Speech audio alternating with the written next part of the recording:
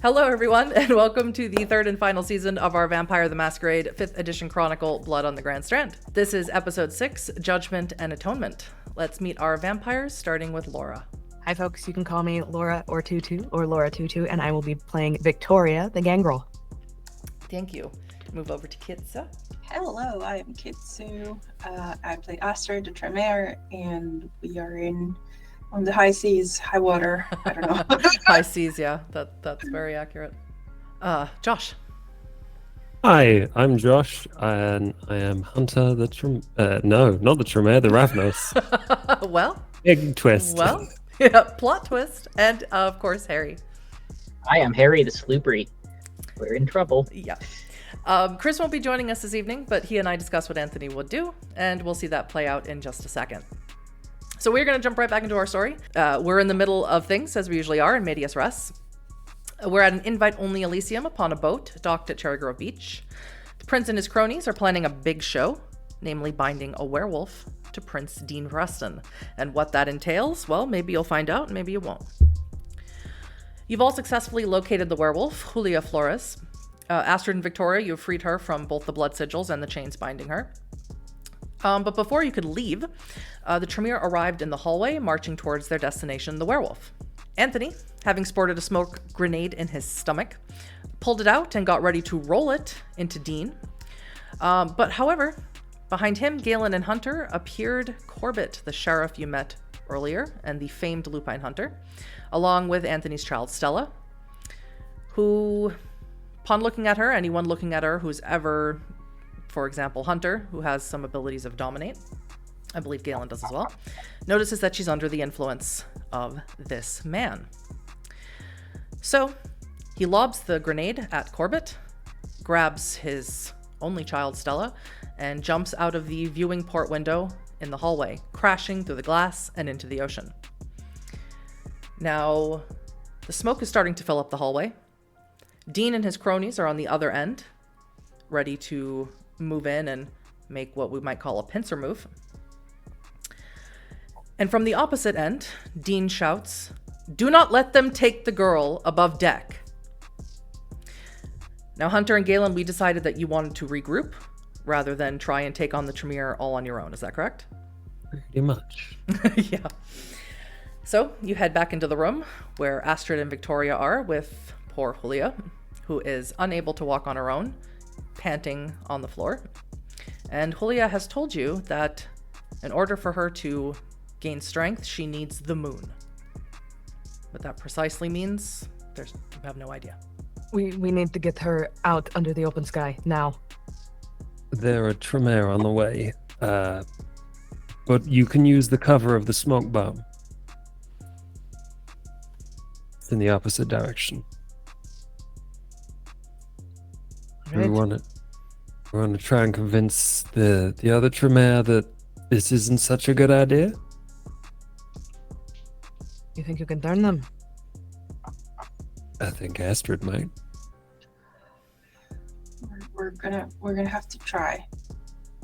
But no matter what, you should not wait for us to find out. You should go.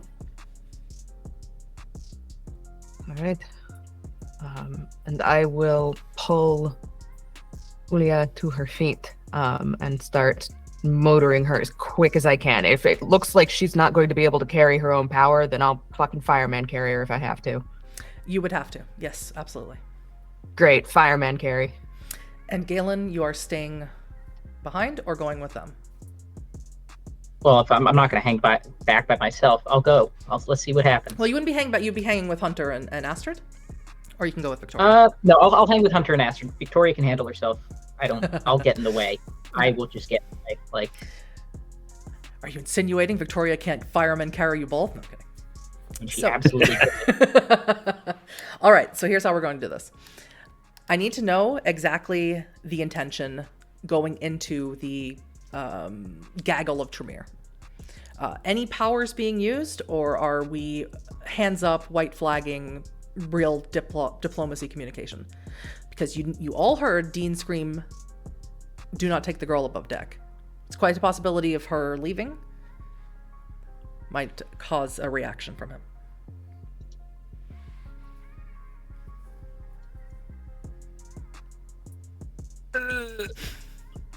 Fata Morgana werewolves as like an intimidation tactic? Sure. Like the sound and smell of them from Sure. an unnervingly close distance that you just happen to not be able to see. All right. Who has the larger pool in Fata Morgana? I have. It is. Fata Morgana's manipulation plus discipline. So Wits. It's wits and obfuscate, I believe. Wits So and I obfuscate. have. okay. I have 9. Wow. I have. Where's the wits on this thing? Why am I struggling to find wits all of a sudden? Oh, it's up here. Duh. That's very my brain's not poetic, working so actually. 2 plus 5. Not that good. Okay, so you may roll it, Hunter, and you can give yourself a 2 dice bonus for Galen's assistance. For Victoria, you're going to be heading in with another person into a hallway that is rapidly filling with smoke. You're not going to be able to see. You don't know the layout of this boat very well. You've been here for like less than an hour.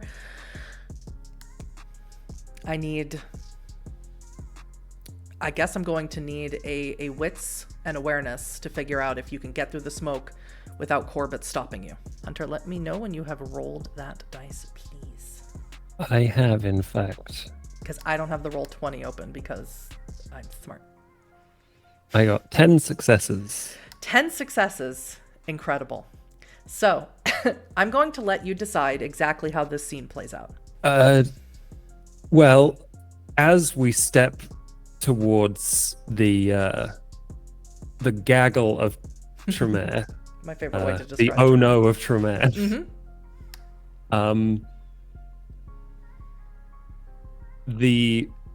the growling starts as a distant like rumble, and like there's clatters of claws on metal and decking, like as if to create the imagined image of several coming from all directions and swarming the ship.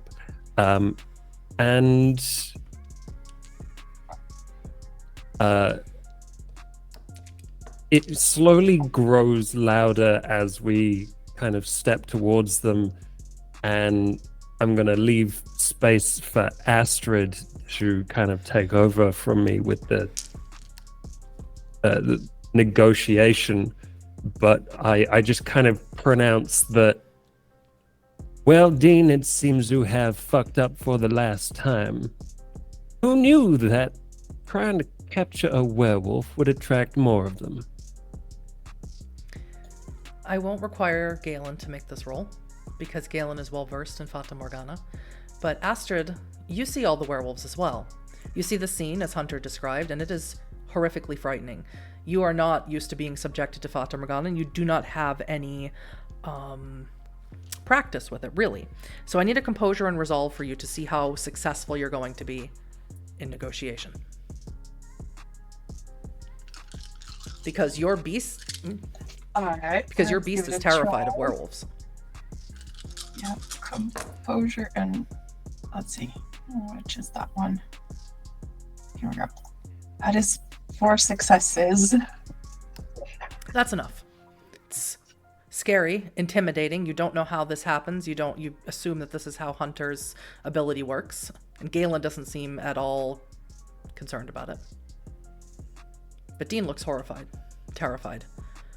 What have you done? What have you done? I am trying to save the Grand Strand, my child.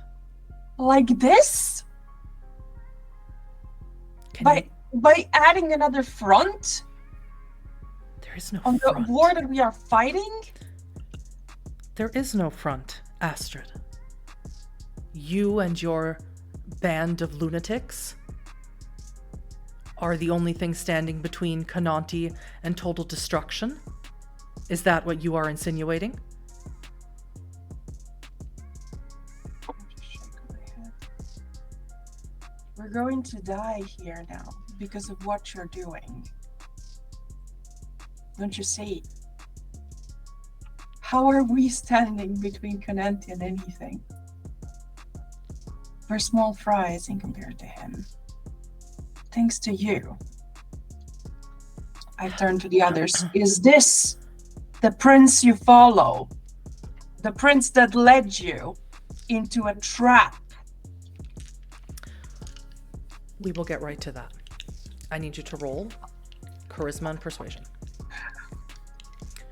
Victoria, what did you roll to escape with Julia through the smoke? 5 successes. Okay. It is not going to beat what he's going to do. So with the smoke filling up this part of the hallway at the opposite end, you hear this conversation beginning, and you don't see any werewolves. Hunter's facing the other way. You do see the smoke stemming from this single person, you assume to be Corbett. But suddenly, and then we did establish earlier that he is an atypical Toreador, and you would know him to be, the room begins filling with something else. This time, black smoke. A Stygian shroud of pure, umbral, cold darkness. It covers you, it covers Julia, and this is a little bit more difficult to get out of. In addition, it doesn't feel good. You're going to take 2 points of superficial damage as the cold rips through you, almost like a sword. You'll have to turn on Eyes of the Beast to be able to see, but you still won't be able to see well. Fortunately, the only people who can see well in a Stygian shroud are people who possess Oblivion Sight, and the only person in this coterie who possesses it is someone who's busy at the moment. So if you activate Eyes of the Beast, you can attempt to try and get away. Dex Athletics. I will do just that. Yeah. It's going to be significant, though. What was your charisma and persuasion roll, Astrid? I got 2 successes. Can I re-roll in some way? You can blood buff to add to your charisma. You would add 2 dice to your charisma. You can then use willpower. Anything that you like. Everything is a resource. Everything comes at a cost. All right, let's add the 2 die. And for the 3 Tremere that are with him, I will make a general roll. I rolled pretty good. So be convincing. On 5 dice, I rolled really well. That's an extra 2 successes, and 1 is a critical success, I think. I don't know if that's... Oh, I have 2 critical... No, wait. 1 critical success, yeah. Unfortunately, the Tremere don't seem convinced. What they are convinced of is that there are werewolves in this boat. They are incredibly afraid, incredibly scared. All of them gather around Dean and say, "We must go, my prince. We cannot stay here. The plan has failed. We must leave." Is there anything else you'd like to say to attempt to convince them? Anyone who is witnessing this, Galen or Hunter. Because Dean is going to make an intelligence roll. Because the werewolves haven't attacked him. And he has a lot of intelligence. I think at this point, it's probably just best that we convince them they should leave. So, so Hunter's going to step forward and say, "You know what? If you don't want to follow Astrid, then we are the only people between Cananti and everyone else. Because you fucked us. And the werewolves are going to help us take out him. So, on my command, you either get to leave here alive or in ashes." Manipulation and intimidation. Awesome. Again, I will make a general roll for these Tremere. I'm a blood buff Because I just buff, realized. willpower, whatever it is that you'd like to do. Victoria. I just realized What? that I don't have a lot of intimidation. Well, no. Hunter's a happy guy. Victoria, what did you roll against the Stygian Shroud? That was 7 successes with a crit. Excellent. So you're able to move past and out and away from it. Now I need to know, are you trying to move forward out of the boat, or were you backing away? All I know is that Julia needs to get to the moonlight. Mm-hmm. Once I pass through this Stygian Shroud, is there... I know Anthony busted through a window. Can we see the sky from there? The window is a port window, so it's not a window above. It's just a window that would look out onto the ocean. You can... That would sort of need the thing that you'd have to dive through. You know that the stairs are somewhere. You came down them. The stairs that lead up to the deck are somewhere.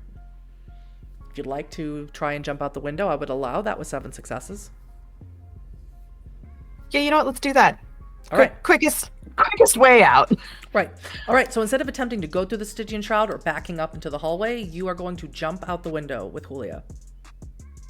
And we are going to get right back to that then. What did you roll, Hunter? I got 4. Yes. I'm not sure if this is possible. Could I use chemistry to give them a moment of pause? Okay. So A brief distraction, as it were. you are concentrating right now, to use D&D parlance, on Fata Morgana. If you started to then try and use chemistry, which is sort of the same type of power, I would say that the Fata Morgana would fail. Okay, I'd say you fair wouldn't be enough. able to do both at the same time. Okay. Well, in that case, I'm sticking with the 4. All right. They also rolled 4. So their answer to your attempt at intimidation is to stand with their prince and to say very, very boldly and very confidently, if we could bind one werewolf, we can bind them all. And one more roll from you, Hunter. I need a wits and intelligence roll to keep Dean from figuring out that you're using your illusionary disciplines. Okay. He didn't roll super great though. Well, at least you're passing your rouse checks. That's Yes. something. Well, which one did I click? There you go. Oh God. I rolled 2 of those. Oh no. Is that 3. what you're sticking with? I can't do any more. Okay. I got 3. Dean isn't incredibly intelligent. He didn't roll, for all the dice that I had, he didn't roll super well, but he rolled better than a 3. So, he's going to figure out that what you're doing is a trick, is an illusion. And he sees Victoria, with Julia in her arms, jump out the window. If you look back into the hallway, what he's looking at, all you see is a black cloud. You don't see the white smoke anymore. Don't know how much you've dealt with La Sombra in your unlives, but Astrid would definitely recognize what this is. And Dean is not going to be very happy about this. He's going to look at you first. Well, let me ask you a question. Galen, do you have a weapon on your person that is in view? Yes, I have a handgun. Is it in view? Of who in particular? Like, Anyone. I keep it on Do you my... have it in your hand? No, it's on my waistband. All right. Then he's going to look at you, Astrid. I need composure and resolve, please. Oh, his manipulation should be higher than that, but... Oh well. Huddy's stupid. Definitely has more... It's definitely more manipulative than charismatic, Dean. 4. Excellent. I got 4, yeah. Excellent. So, he's going to look at you and he is going to try and implant a suggestion to you. He's going to tell you to turn around and attack Hunter. And you feel this force come over you like you should do it. Like he's right. You should attack Hunter. He needs to be attacked. But you're able to correct yourself and understand. Maybe it's that blood bond. Maybe he's just so in a panic he couldn't really get you right in the eyes. But he's obviously making a substantial attack towards you. And Hunter, you would hear him tell her this. So I'll let you take an action. Galen and Hunter both. Should we start blasting? You certainly can. Yeah, I think we start blasting. Yeah, it's Danny DeVito time. Mm-hmm. All right. Compose your firearms, I assume? Well, are you literally going to start blasting, or is there anything else you'd like to do? If it's a literal blasting, then yes. Compose your firearms around the room. How long does it take to activate toughness? Just a rouse check. So I will do that and start blasting. Oh, right. Oh, yeah. That's a good idea. I'll activate resilience as well, add my fortitude. Well, resilience is passive. It should already be added to your perfect. sheet. And if it hasn't fabulous. been, naughty Harry. So, Astrid, what about you?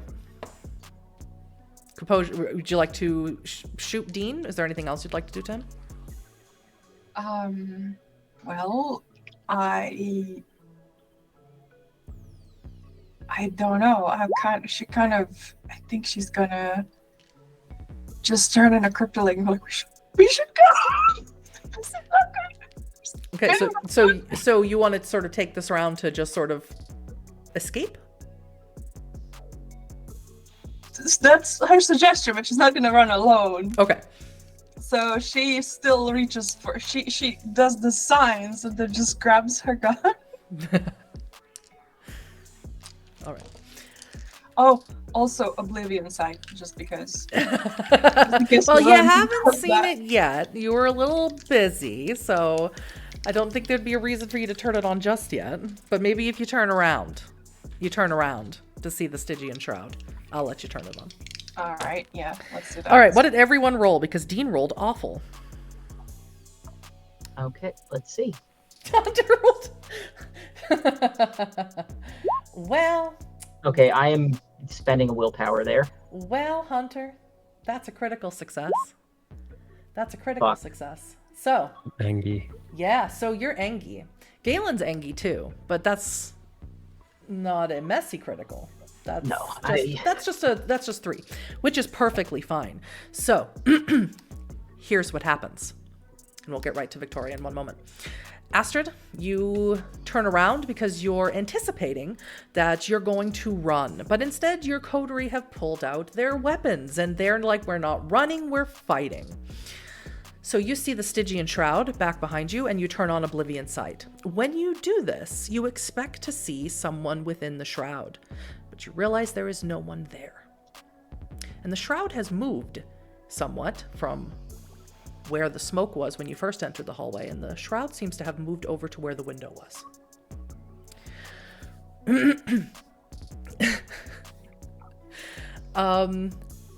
Galen, you shoot. They're trying to block the moon. What? They're trying to block the moon. The sunlight, the moonlight. Is that what's happening? Maybe that's what he's saying.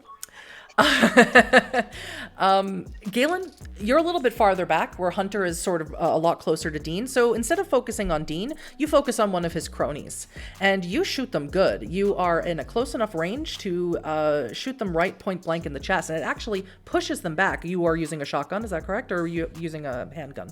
Yeah, I'm just using a handgun. Okay. I did not bring firepower with me. Well, today, unlike most days, you actually put some of that gun training to use, and you got pretty good. Right square in the chest area, right where the heart is, stuns them, pushes them back, and they fall back against the back of the hallway. Hunter, that is a messy critical success.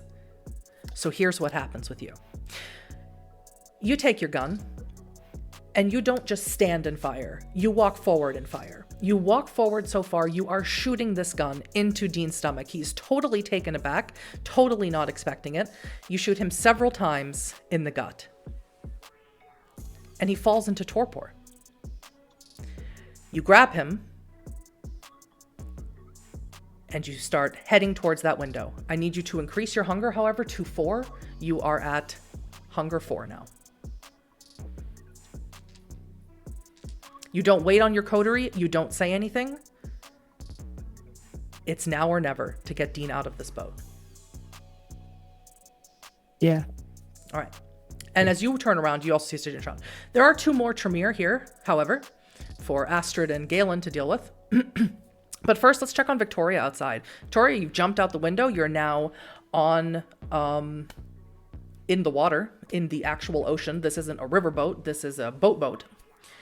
You aren't far from the pier. It looks like they did take the boat out somewhat from the pier and then anchored it. So you don't see the pier anywhere. You also don't see Anthony or Stella, who you know jump out this window.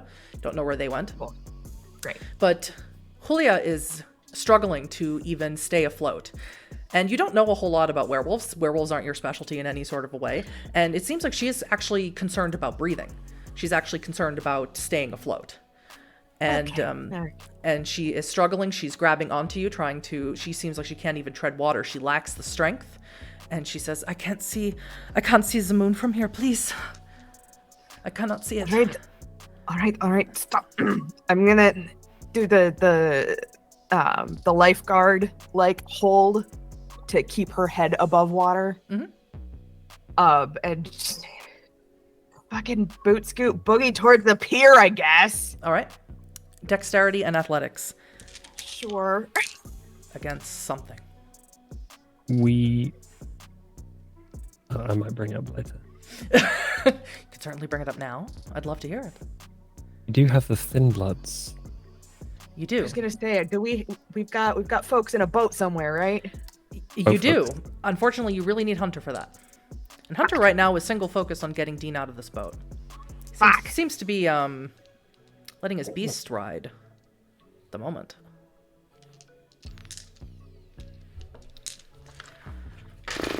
Oh, he has a specialty on that. God damn. Okay. Yeah, well. All right. Okay, that's only 2 successes. I'm gonna willpower.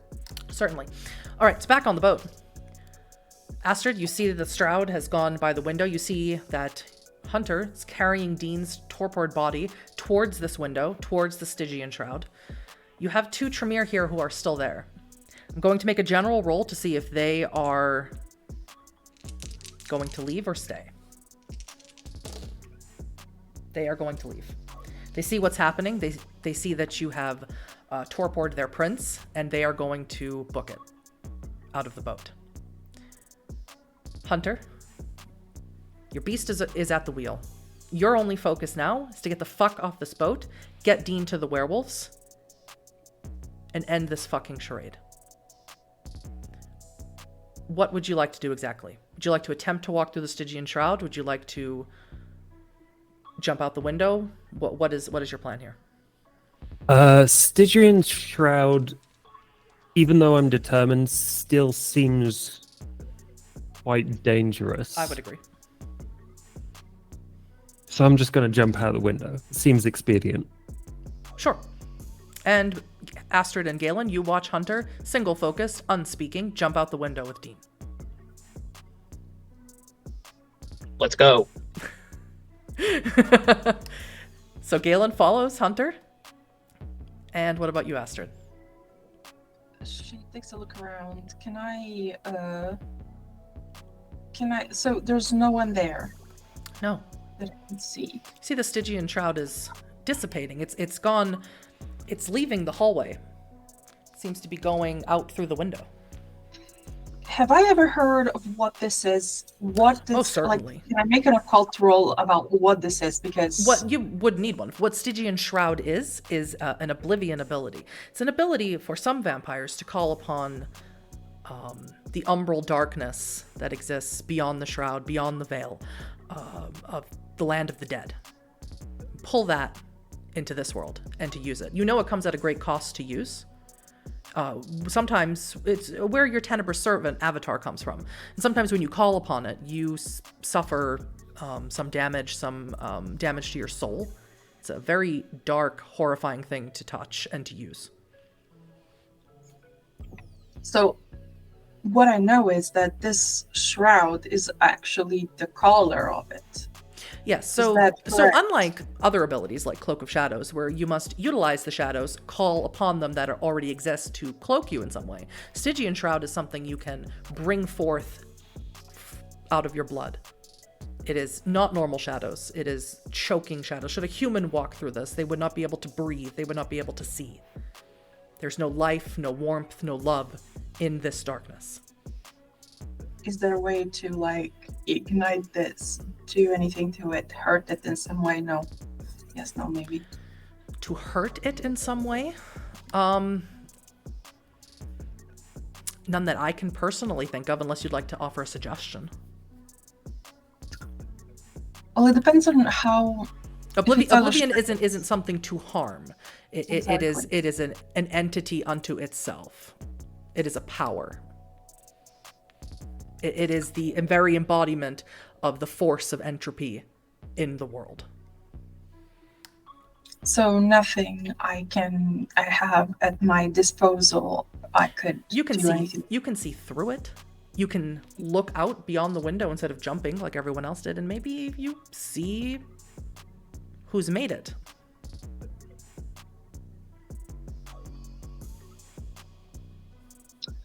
Well, no, I feel like I would follow them. I'm a little bit too worried about Hunter at the moment. Hunter's great. He's being a real pirate. He's kidnapped someone off of a boat. But I am so dead. Just so you guys know. Let me foreshadow that. Let's go. I go out the window. So you jump out? All right. So all of you are in the water now. And Victoria, you've been in the water a little bit longer. And you're trying to get to the pier. What was your Dex Athletics roll? 4 successes. Okay. So Give me a 3 roll. unfortunately, Corbett rolled a messy critical. So I'm gonna die again.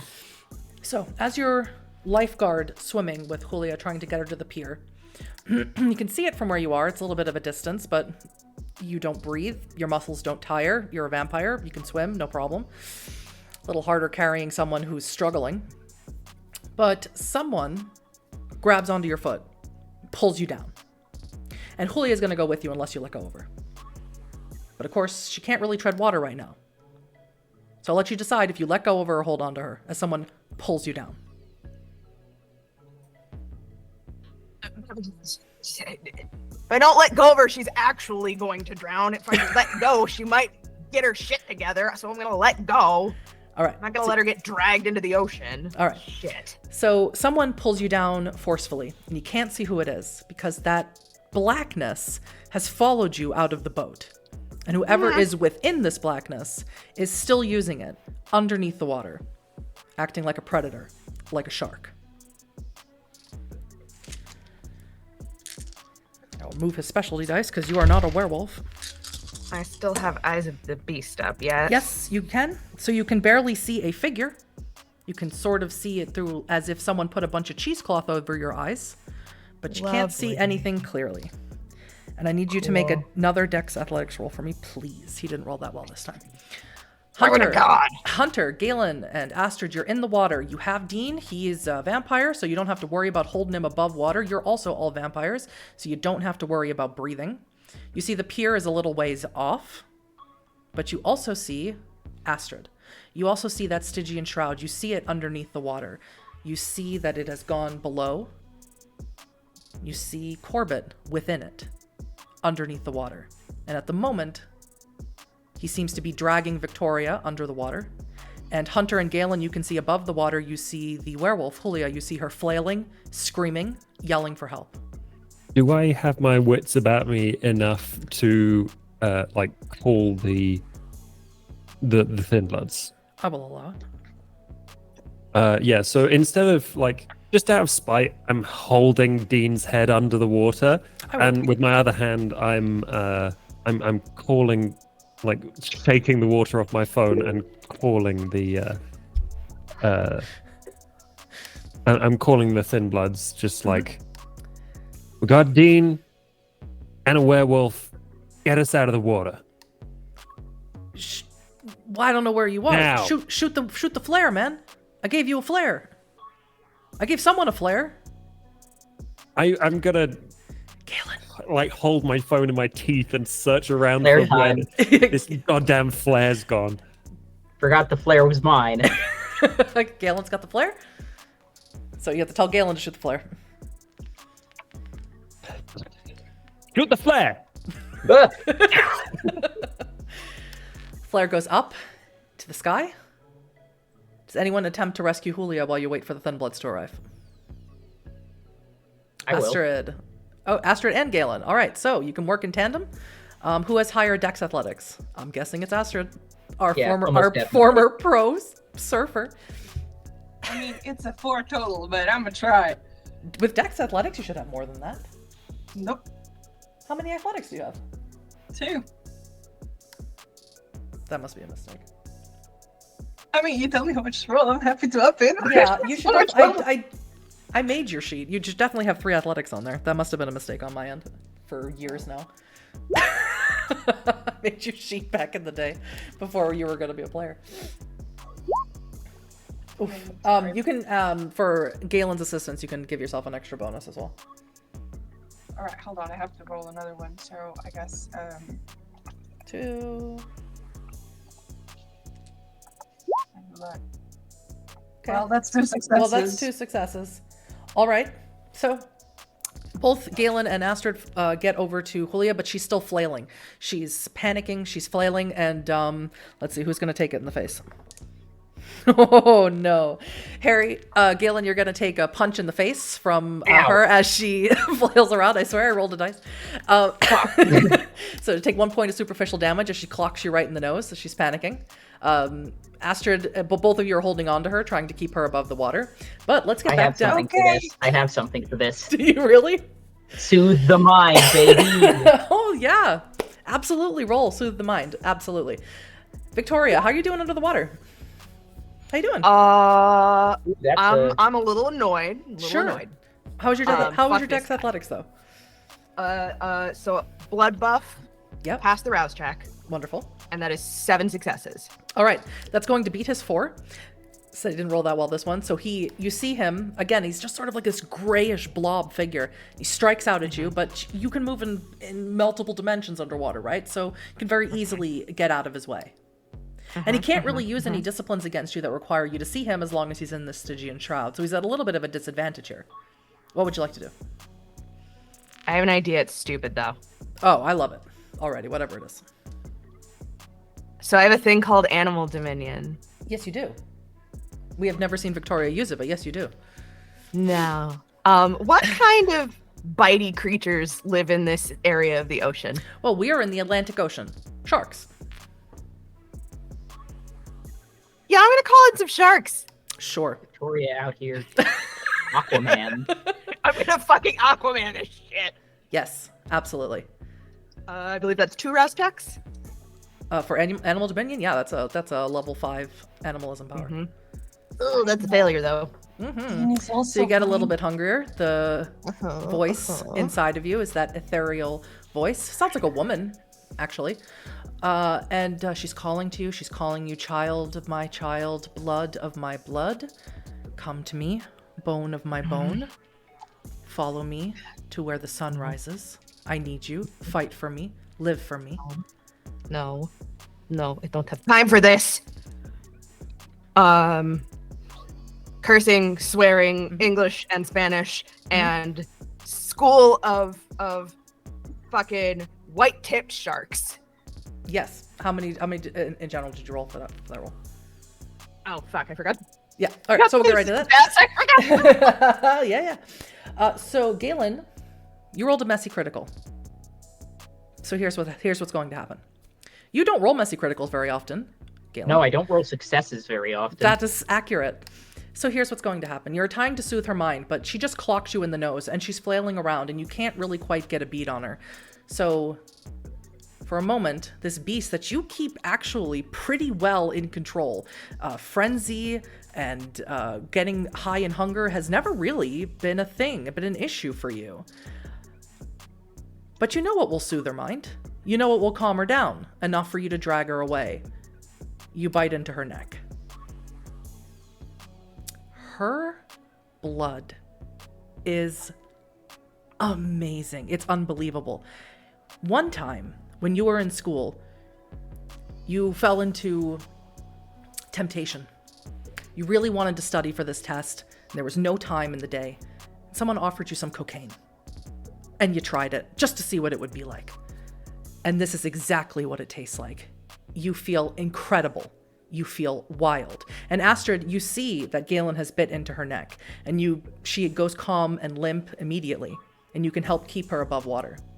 But Galen, for drinking from a werewolf, I need a frenzy check. Ooh, let's see. Where's the frenzy button? Down. You may remove as much hunger as you have as you like. You are at 2 hunger. You may remove a dot of hunger. Okay, hunger down. And it's my remaining willpower, right? So it's not much. That is correct. Shit. It is your unspent willpower plus 2 for your humanity. No blood dice. Okay, 2 successes. 2 successes is enough for you not to go into an absolute frenzy from drinking from her. Oh, thank God. But you can remove a dot of hunger for yourself, and you can keep your fangs there until someone arrives with a boat. And speaking of, Hunter, you're there with Dean. You're holding him purposefully underwater, wishing that he would drown, but of course he's not going to. And the Thin Bloods pull up in your awesome boat. Now, this boat isn't meant for the ocean. It's a river boat, but they seem to have made it work. They are having a pretty good time. And what all of you see, except for Victoria, who's under the water, what all of you see is this massive pirate ship that just appears. Its base is an actual riverboat, but everything on top is decked out to be an actual pirate ship. It's got a huge mast, massive sails, and it looks fucking awesome, brand new. And some of the Thin Bloods are up in the crow's nest, and they have the lights on, the music on. They seem to be having a good time because you let them use this boat. And they wave, they see you. Tom is the one who is helming this boat. And he lets down a rope for you to climb on, a rope ladder. Come on, boss. Yeah, I'm gonna haul Dean over my shoulder and start hoisting up. And as I'm climbing, I'm shouting, "Wipe those goddamn smiles off your faces and help these people in the water." One of these Thin Bloods up on the scurvy dogs. One of these Thin Bloods up on the crow's nest, named Kai. He's a little bit of a daredevil. He grabs one of the ropes and swings down into the water. He thinks this is absolutely great. That's more like it. And he lands right next to you, Galen, which forces you to remove your fangs. And he says, tie the rope around her. Quick, come on. And Galen, you're feeling real wired. You think maybe for the first time in your own life, your pupils have dilated. You feel real good. Oh, I tie that rope very, very well and very well, very, very accurate, very, very fast. You feel like everything's moving like slow, but you're moving real fast. Oh yeah. I am speed. And Kai holds out his hand to you, Astrid, and Galen, you're holding onto the rope, and he shouts up. He's something in Thai, you think, or maybe Filipino, and someone begins cranking and pulling him back over, and all of you are getting pulled out of the ocean. I said, like, wait, where's Victoria? They're still pulling, still going. And all of you are now up on deck. You're all wet and gross and disgusting. And everyone wits an awareness minus Victoria, please. What was your roll, Victoria? I would like to have stayed in the water, please, because I'm looking for Victoria. Oh, that's perfectly fine. You can have let go at any time, still be in the water. Yeah. That's 5 successes for me. Wonderful. 2 successes. What about you, Galen? For wits and awareness. And Astrid, wits and awareness. And 2. Everybody roll 2 because everybody gets to see the show. Just want to see if everyone gets to see the show. So Astrid, you're in the water. You get the best look. But Galen and Hunter over deck, you realize Victoria's not with you. Astrid's still in the water looking for Victoria. You lean over the deck and you just see all of this bubbling coming up from one part of the water. And eventually the bubbles turn red. pink at first and then absolutely crimson red. And the concern is that Victoria is getting hurt, getting eaten by something under the water. And Victoria, you can then rise as all of these sharks swarm Corbett and devour him in a matter of minutes. And you just see Victoria rise up from the bubbles. And Victoria, you see a massive pirate ship here. So much for subtlety. I'm just gonna very neatly breaststroke over and See Astrid on the way if you want to grab her. Yeah, I'll be thrown. I'll throw down a rope, and this is has to be a modern safety like thing with the big yellow ring, so it'll be one of those on the end. So I'll grab Astrid on my way. Only Heave Victoria, ho! To help you instead of helping me, probably. only Victoria really knows what happened there. You think maybe she beat somebody up underwater, like just really severely? But who knows? Are those sharks? What's happening? Don't worry about it. Is that your blood? No. I look pleased as punch. Pickled pink. Galen looks Everyone a is little scared. Galen looks a little off. I'm Everyone would great. notice. Galen is real jittery. What Galen might have looked like back when he was alive and he used to drink espresso. He looks real wild. Oh, Carino. What did you do? Calm the werewolf down. Oh no. Oh, mi amor. Yeah, how are Don't we feel going to bad for me. I feel explain great. that? Come on, let's get out of here before reinforcements show up. Come on, go. I'm already like at the helm, ordering all these thin bloods around. Like, back to port. Let's go. Oh Yeah. dear. Tom reaches down underneath the helm and he tosses you a tricorn hat. This Caden bought this for you.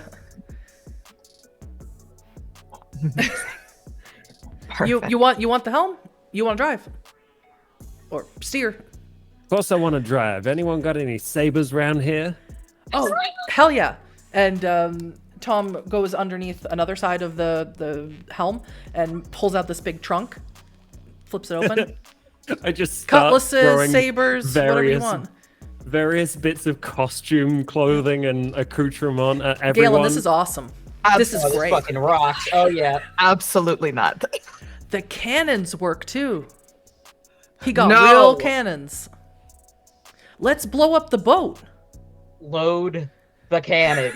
No. I feel like. But that this is might our be a bit chance. overkill. This is our No such thing as overkill. look. Load the cannons. Look when Listen to the Baron. When Anthony and Stella, when we picked them up because we saw them swimming by, they told us to destroy the boat when Hunter gave the signal. We were real excited about it. We got up in the thing and everything. All right. I am overruled. Listen to the Baron. Sweet. Load the cannons! Yeah. So all of the thin bloods sort of converge. They're in various states of the costumes. They had already been, one of them has a fake parrot on their shoulder. They'd already been playing around while waiting for you guys to give them a signal. Nothing else to do on this boat. And they load actual mortar into these cannons. One of them sparks a long stick, which Huddy doesn't know the name for, and holds it out to, now Hunter, you're behind the wheel, so holds it out to you, Galen. Want to do it, Baron? I would love to. Cool. Hunter. And the lighting stick is basically called a slow match, depending. Sure. Well, the slow match is the cord. It's a Linstock. Well, you would know that. Put you in the storyteller seat for this. And so Tom says, Hunter, get closer. Steer closer. Closer. Sure, whatever. I like broadside this thing. Jesus Cristo. Oh, come on. It won't kill them. They don't have to breathe. There's sharks in the water. So? Do sharks, why would sharks eat us? That doesn't make any sense. Yeah, then I'm just gonna point to the bloody chum floating. Did you do that? Because we're dead. Why would sharks want to eat us? I mean, you still have I told them to. Oh, sick. We're gonna have to put out. Yeah, she's a Aquaman sunbathing- now. And who? So, as you're having this conversation, Galen's like, enough talk! And lights all 3 cannons, and they go off one after the other. It's extraordinarily loud, but all of you guys are dead. So you don't really have to worry about your membranes bursting in your eardrums or anything like that. And you see these 3 cannons right into the side of this craptastic boat that Dean had commissioned for this. And you hear screaming and yelling and panicking from the people inside. And it sinks within a matter of 30 seconds. It was an absolute tin can on water. And you just see a bunch of people bobbing in the water. All right, everybody, load grape shot and finish him off. Okay, now Baron, let's get you home. Where's My pupils are just. babe, darling? I'm gonna just grab his face. Certainly. Oh, hi. My love. Calm down. I You feel are- fucking amazing. What did they say? I think you are at an 11. We might need you to dial it back. Okay, dial it back down to 10. Everyone who has dots in occult, minus Galen, because he's not in possession of his full faculties at the moment, Not Please in roll. possession of any faculties at the moment. please roll me wits in occult. All hunger dice for Hunter. Dang, Astrid. That's 6 successes. 3. All right, 3. so for Hunter and Victoria, as we've established, you've definitely never fought a werewolf. You've never fed off of a werewolf. But Astrid, you have extensively read and learned from Dean about many different things. And one of the things you have heard is that the blood of the supernatural... Actually, I think I will also let Hunter sort of determine this, because you have fed off of a supernatural creature before. You fed off of a mage. And feeding off of that mage did give you... it made you smarter, whether you'd like to admit that or not. And Astrid, you absolutely determined that the blood of a werewolf must be incredibly powerful. It must affect a kindred the same way that feeding off of someone who's drunk or someone who's had a cigarette, but this is a magnitude. You've never seen Galen act like this. You didn't think it was possible for Galen to act like this. Even though Galen didn't bite her very long or feed from her very long, that her blood injected into him something very powerful. Something that might be of use. You as a Tremere, you kind of get that inkling, and you wonder if this is where Dean gets it from. You kind of get this inkling that this could be something. You could do something with this. You have a werewolf, but you don't have to act on those feelings. They're always kind of there, though, as a blood witch. And I don't bite her or anything, but I did take my knife. And I take a vial of her blood. Ooh. Are you prepared to make a roll for this? Yes. Okay. I need a composure and stealth roll. Because she's unconscious for the moment, but she's definitely not knocked out or anything like that. She's unconscious from a blissful experience. I mean, 2 successes. No one's paying attention to me. I just kind of go and try to prop her up. Let's find out. You are successful. And as soon as you're done, you put the vial in your bag. She wakes up and she looks at all of you. Leeches were saving a werewolf. What a strange day. How are you feeling? I'm just kneeling next to her. I need the moon. I need to see the moon. And she starts crawling along the edges of the ship. I try to help her over. You help her up. Does anyone else go near her? Yeah. Hunter, you're driving the boat, but you Going can in, hand it off to anyone if you want. I'm gonna give Galen a little pat and go and pull this poor girl up so she's leaning on my shoulder. You don't think Galen has blinked since against the wind of the ocean or anything since? Nope. He is nothing there. Yeah, Not a no. goddamn thing. No. So both of you help her, and she stumbles her way over to the moon. And only Victoria, you would understand this. She breaks away from both of you, and she starts calling to the moon. screaming, yelling into the night in Spanish. She proclaims herself to be a child of the moon, asking for her blessing, asking for Luna to restore her rage, to fight against all of the monsters that want to destroy beloved Gaia. That's what she's saying. And unfortunately, in Werewolf the Apocalypse 5th edition, when you howl at the moon, you can regain rage. However, to shift your form, it costs rage. So, doing this would restore 1 point of rage for her, but in order for her to test to see if she has this ability, will cost her rage. Let's find out if she's successful. And she is. She does not lose it. So, she does this, and all of you watch her transform into a creature that is elongated, lumbering, has a Cro-Magnon-like face, and suddenly hair sprouts from all over her. Long, spindly arms, long legs, and she looks very, very strong all of a sudden.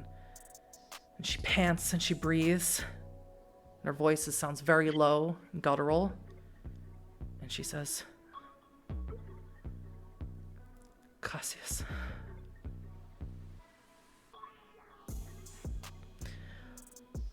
Where? De nada. Where are we going? Back to my uncle. I believe that was the agreement, yes. Yeah.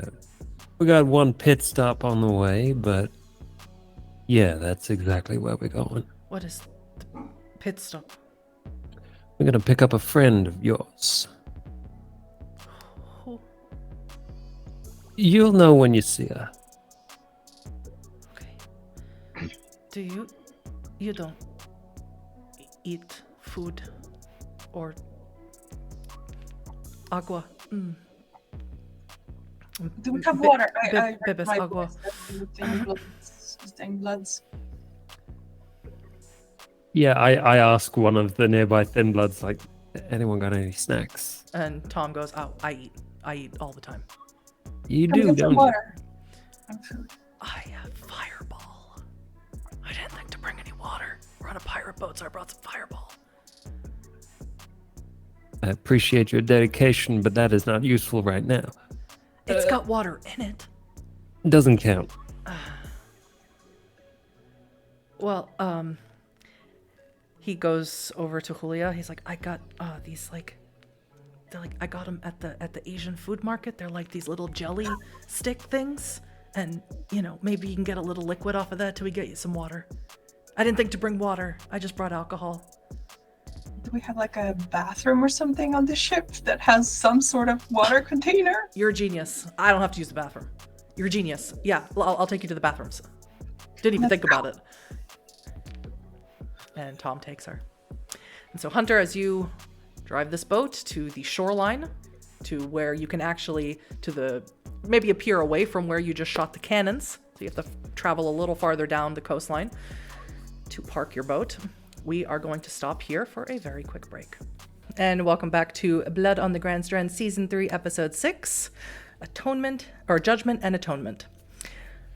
Our coterie has just lived out their pirate fantasy by kidnapping and torporing the Camarilla Prince and blowing up their boat with cannon fire. They have successfully extracted and rescued the werewolf who was going to be used for this particular ritual. And she has regained some of her werewolf abilities by howling and yelling at the moon, which is what it seemed like to most of you, but Victoria, it seemed to you very ceremonial. You have, the Thin Bloods have dropped you off on shore, and unfortunately, where they arrived from, they took the shuttles that will someday in the future hopefully be used for patrons of Pirate's Voyage to take from the casino to the boat. So it's got Pirate's Voyage on the side and some big, bright, white, brand new shuttles. And Tom hands you the keys, Hunter, and wishes you good luck. And Who's carrying Dean? Who wants to take the torpor prince onto the shuttle? I'll do it. I'll do it. Can Help you and tag. carry Yeah. him? Yeah. Astrid, how much in strength do you have? You got at least 2? Yeah, all right. So Astrid can absolutely carry him. And as all of you leave the boat and head into the shuttle, I assume, Hunter, you want to drive the shuttle, since it's your Yes. shuttle. Okay. Yes. You see that Julia has changed her form once again. She's no longer this strange, hulking, don't even know what you would call it, mass of a person. She's turned into a cute little dog. She looks like a golden retriever. And as she's walking behind you, you sort of hear this strange noise, this sort of wet, cracking noise behind you. And as all of you turn around, it's a cute little golden retriever standing there with very shiny fur. And she goes, "Bark!" That's a cute trick. She wags her tail. Oh, I love dogs. Okay, sorry. Now I know why Dean wanted one. She growls. I don't say that in character. Then she does not growl. That's a very fun perk that you can take in Werewolf, if anybody's curious. When you turn into your lupus form, you can actually turn into a cute little dog. Fucking love that. So she gets onto the shuttle. She sort of just, is very confident and proud and gets right onto the shuttle and sits down in one of the seats like a person. Should we seatbelt her in or after the something? golden retriever. I'm sorry, what did you say, Galen? Does golden retriever need a seatbelt? She just starts panting. You're the vet. Let me rephrase. Somebody seatbelt the golden retriever, please. I'm dealing with Dean, someone else do it. But I'll. I will seatbelt the golden retriever. Yeah, she allows you to. Okay. We all good? Everyone. I don't have any towels. We all good? You're all very wet. Except for Julia. Julia is not wet. She's perfectly dry. We'll be fine. Okay, let's go. Astrid and Hunter, you took blood bags from the boat. You may both remove 1 hunger. Victoria, would you like to feed from anyone present here? Or would you like to go hunting? Would you like to wait? You're not starving, not yet. No, I'm at 2 hunger. I can wait. All right. So, turn the shuttle on. It's a kind of a bulky car for you to drive, Hunter. It's not slick and nice and fast like you like. But now you need to get the second part of your bargain, Alex. So what is the plan of action here? Well, we don't know where she is, right? Only Astrid would have her number. I look over to Astrid. The next part of the plan? Yeah, she kind of. You can see the realization in her face, and then she paws at her. Not paws. That was the golden retriever talking. So I was still stuck on the puppy. And she pats down in the zip jacket where she had the phone. Is the phone still operational? Is it alive? That is an excellent question. I think probably yes. Since Should you had it in a bag. Her tight. I had it in the breast pocket of the. Yes, it is still operational. Oh, thank God. All right, I dial it up. Mhm. And actually, I don't.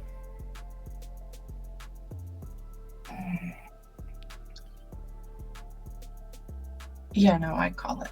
No, I send a message actually, rather, so that the puppy doesn't hear noise. Okay. So what does the text message say? It just says, meet at I don't specifically. I don't say us. I just say meet at Galen's clinic ASAP. Okay. So you type out Little River Animal Clinic, because I don't know if she would know what Galen's clinic is. Yeah, and then just signed A. Takes a few minutes, but she answers the message with a thumbs up emoji. Okay, not Hunter. Well, we're gonna have to convince her to come with us. But I think we have the right person. You ready? Yeah. Galen, it's almost impossible for you to sit still in the seat. It's actually making you a little bit irritated to be in this confined space. You really want to get out of here. You want to maybe run. You're not sure, but sitting here is uncomfortable. You don't like it. Can we open a window or something? Gonna roll down the window without even. It's a shuttle, so you're gonna have to get up and. Oh, it's a shuttle. Shit, yeah. I will do that. Mm-hmm. Like go over to the window and it's not crack it. Not nearly enough air, Galen. Not nearly enough. Oh fuck. Roll me your unspent willpower. Oh great. Oh, 0. no. Nothing. So, Galen pulls down this sort of small, thin, narrow slab of window that's all that comes down, like in a bus or a tram, and it's not enough air. So Galen starts going to every window and starts pulling them all down. And when he gets to the last one, he realizes he's not getting enough air. And you're going to elbow the final window and break it out entirely. And all of you can hear this. And Hunter, as you're driving, you see in the rearview mirror, Galen just so much elbowed better. out a window. Yeah. And you can stick your head out, and it's a lot of fresh air. It's great. It feels really good. Victoria! There's a dog sitting in it with a seatbelt on, and a man with his head out the window. That is... Something has gone awry. Yeah. Yeah. It's this face. It's this face. But this is, all of you would know that this is extraordinarily uncharacteristic of Galen.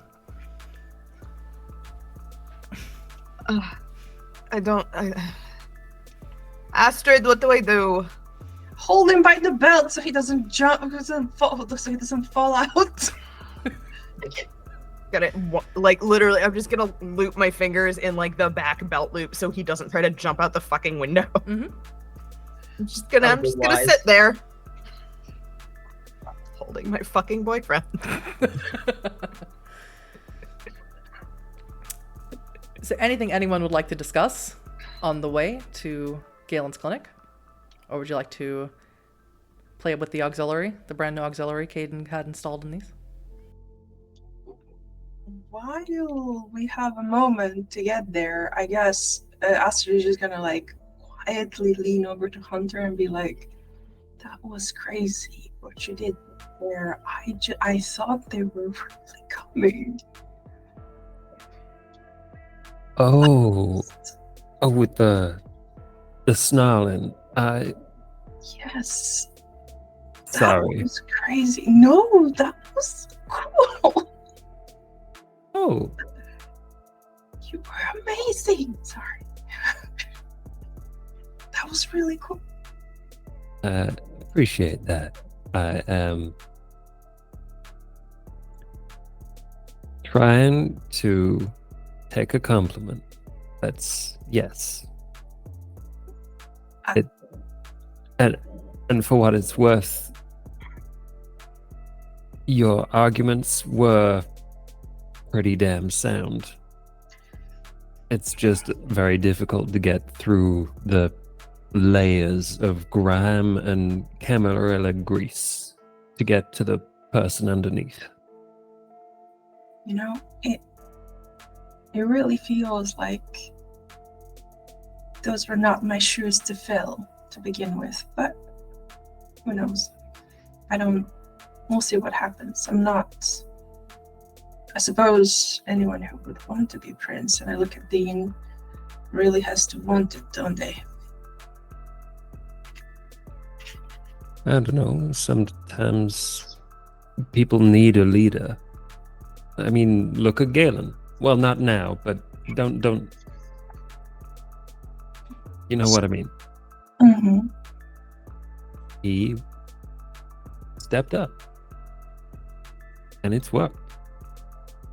And I don't see why, just because you aren't the same kind of asshole that he is, that you shouldn't. If you think it's right, and if people need you. Speaking of Galen, one more willpower roll, please. Oh, brilliant. Oh, wait. Okay. One success. So, Victoria, as you're holding on to him, Galen suddenly jumps up out of the seat and hops over into the next one. And in these shuttles, there's these places where people can hold on to bars instead of sitting.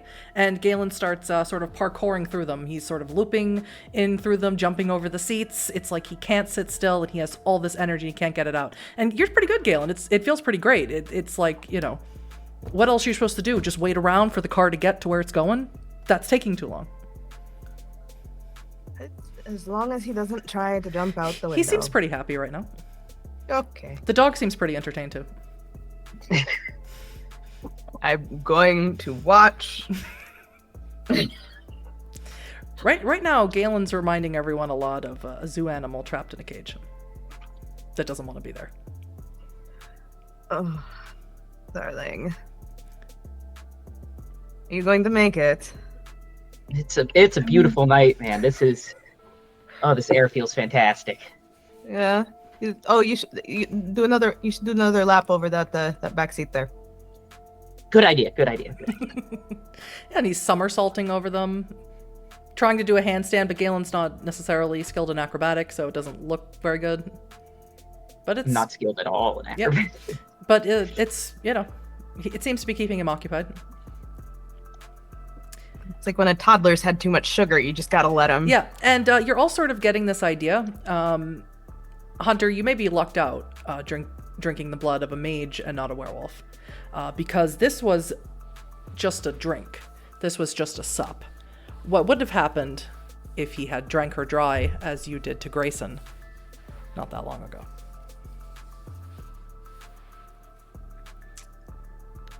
Yeah. How much?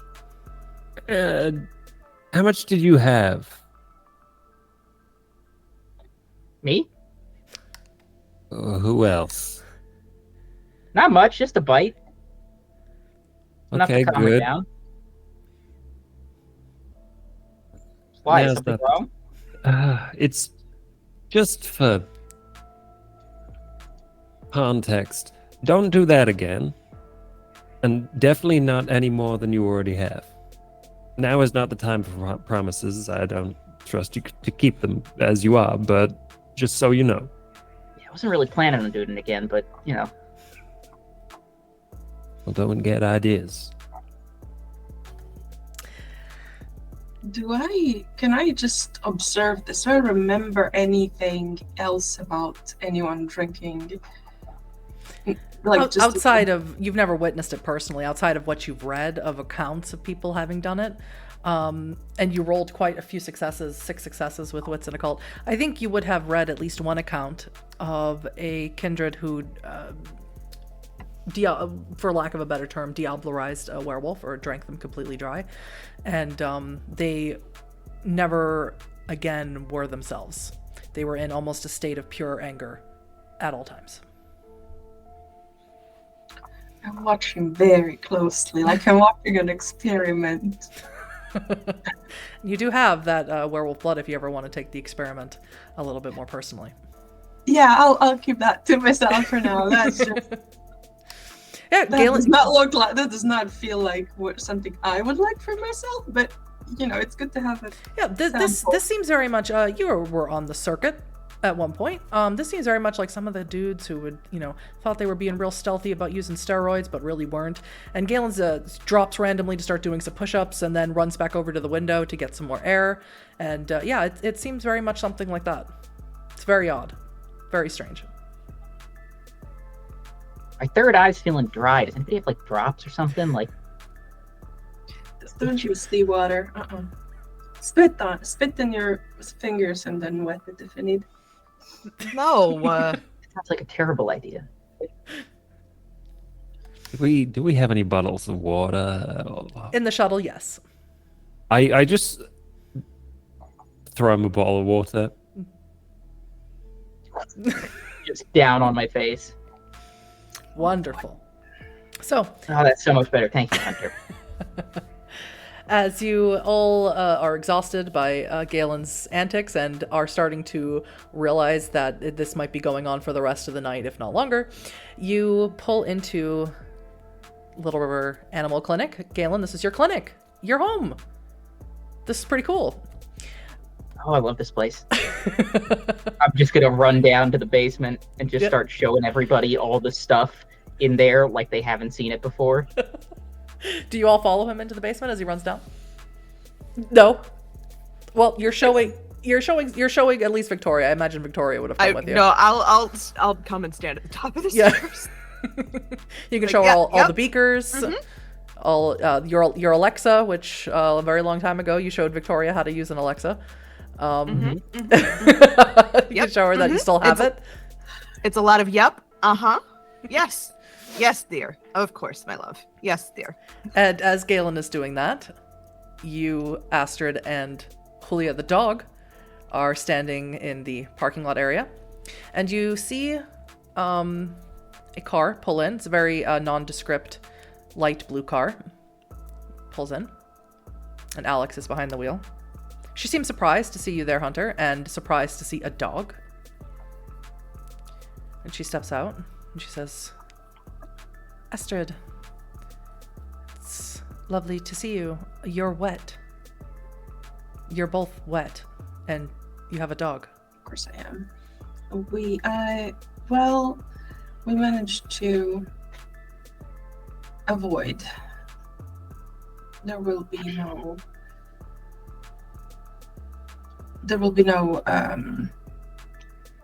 ritual happening. That's amazing. That's wonderful. And as she's talking to you, who has Animal Ken besides Galen, who's right now touching everything in his lab? Victoria, you're with him, so Astrid or Hunter, do you have Animal Ken? I don't think so. But Astrid is just talking to her, trying to continue the conversation just to keep her focused on her. So you hear the dog start to whine. I have one Animal Ken, sorry. You do have one Animal Ken. All right, so you can make me either a wits Animal Ken or an intelligence Animal Ken. And Victoria, if you'd like to wrangle Galen and bring him back up there, you certainly can. You're definitely strong enough, even if he's high-powered on werewolf blood. One success. One success is enough for you to notice that the dog is crying. Not in the way that animals cry. The dog actually has tears coming from their eyes. That's not supposed to happen unless there's something stuck in there. That's a funny thing. She's not really a dog. Yeah, but Galen's in his veterinary clinic, high out as a kite on werewolf blood. Yeah, so that's fine. We could say that you run past Victoria, run back up to see what's going on outside when you hear the car pull in, and you can look at the dog and you could say, that's not supposed to happen. Yeah, pretty much. Don't mind him. It's been some issues. I tried to keep her attention away from the puppy. Mm-hmm. I'm just trying to, and I see the tears, but I just go, and so the situation is quite intense. We likely will be hearing from Divert. I'm just kidding. Galen, make me a composure and resolve roll. Okay, oh god. Alex is Okay. rolled. I will take a picture of this roll. 2 successes. I will take a picture of this roll. 1 second. So that is the roll that I made. Oh my god. So that's a double crit plus 1 more success on the blood die. Jesus, she's gonna know, isn't she? Oh, she's gonna know. So she sees that Galen is acting real weird, And it might be something that she recognizes. And then she takes a much, much, much closer look at the dog. And she goes, Julia? And the dog turns into her Hamid form, into Julia. And she looks both at you, Astrid, and you, Hunter, and she says, why did you bring her here? Because I thought it would be a good opportunity for you to make amends, if you'd like to come with us. You said you would spend the rest of your life, your own life, trying to find a way to fix this, right? And Alex looks at Julia and she says, I will try and pull you out of Hoglosk.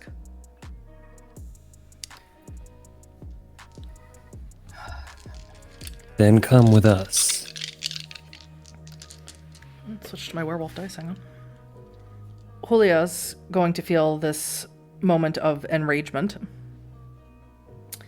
And she's going to shift down. Oh, and she fails. So she's going to shift down into this massive dire wolf. All of you can see it. Her bones crack.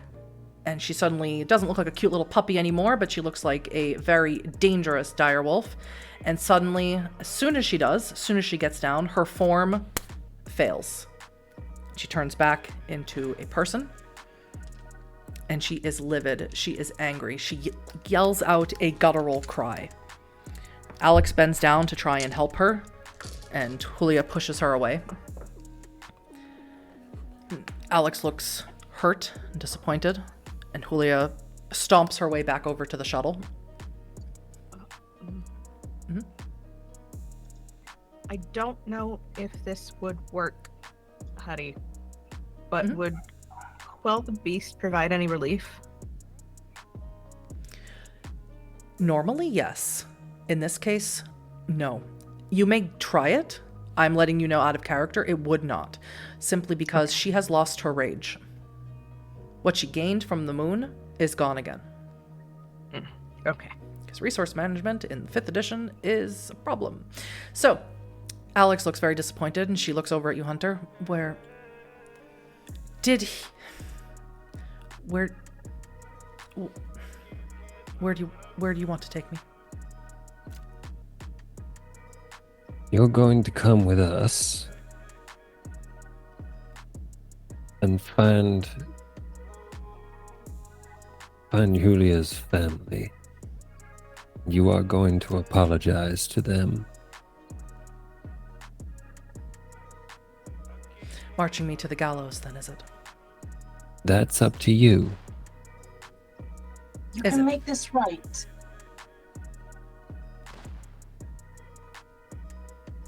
I can't really make this right if I'm dead. Also, you really shouldn't let people drink werewolf blood. Gives me a little bit of a bartering chip, maybe. Does she know?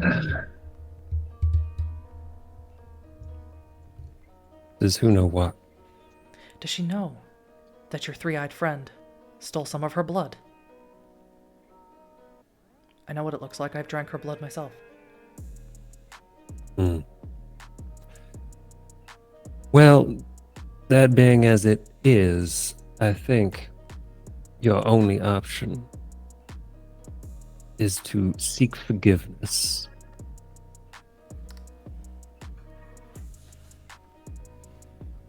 Yes. Well, perhaps it's time. If your intentions are as pure as you say, then they're not unreasonable people. Galen, stamina and composure, please. Great. I'm actually not. I'm very middling in these stats, so not too bad. Okay, 3. Boy. This is one of the few times you might want to roll low. 3. Okay, just 1, 2, 3, 4. Well, how perfect. So, she looks very defeated, upset, sad. She's staring off past Julia, who has stomped back into the shuttle. And she looks at you, Galen, and says, well, if I'm to make penance, I suppose I better start racking up good karma now. And she holds a hand out to you, and you feel this force sneak into your bloodstream and extinguish some of your vitae. You're going to gain a hunger, but you are going to lose this feeling of anger, roid rage, whatever it is that you got from Julia, and you feel absolutely yourself again. Whoa. Oh, Galen, yeah. are you alright? Yeah, I'm feeling, Remind me not to drink werewolf blood again. That was, Did I knock a window out on the shuttle? And Yeah, then I'm gonna bill you for that. That's fair. That's fair. You're welcome.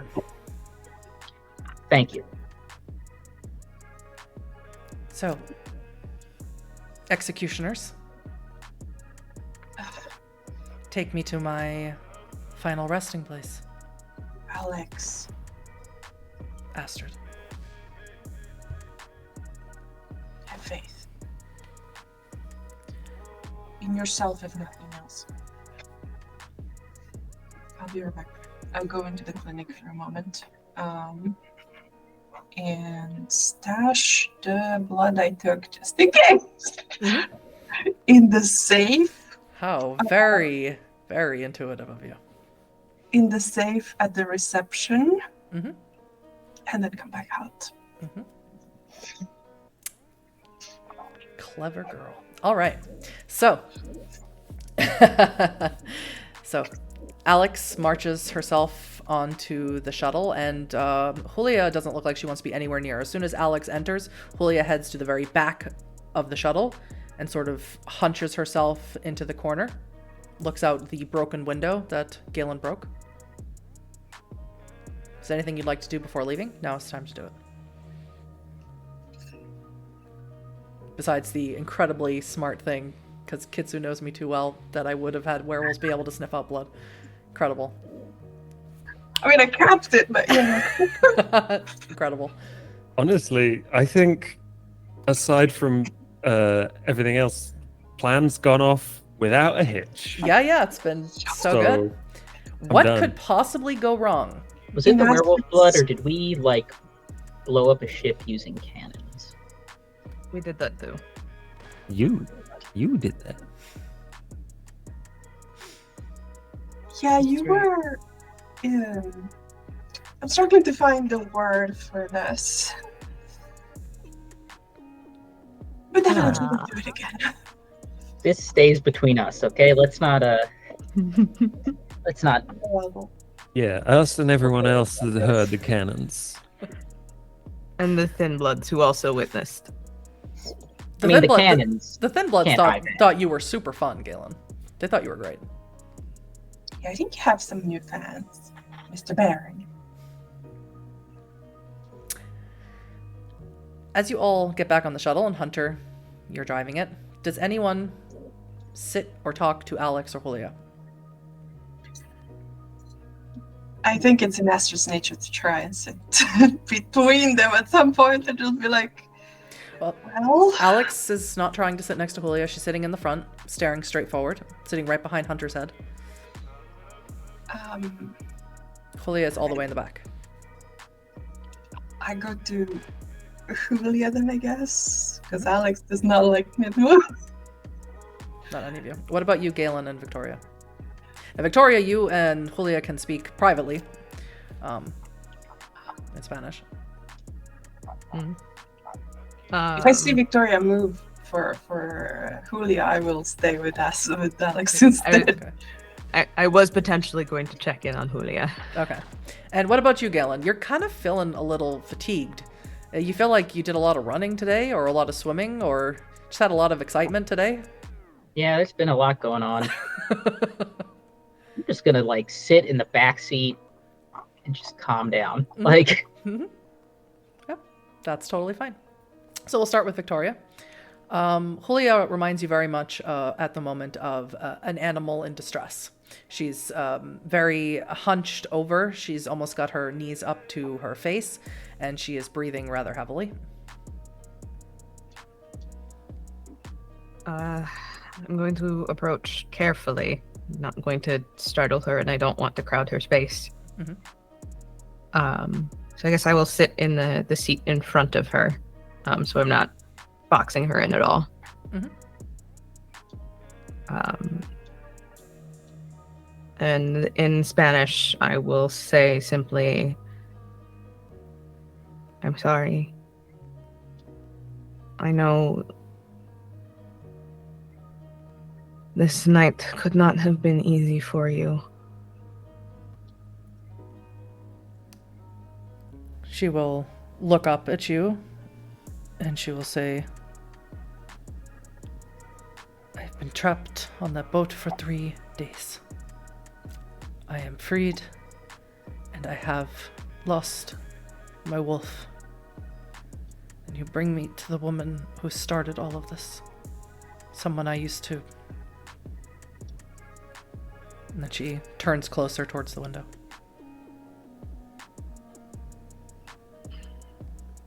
How could you possibly understand?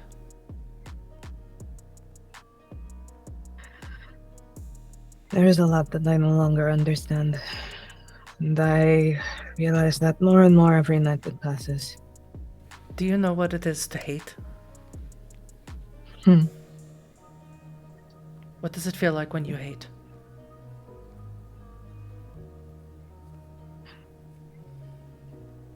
It is cold, exacting. It cuts in and digs out and leaves nothing but emptiness.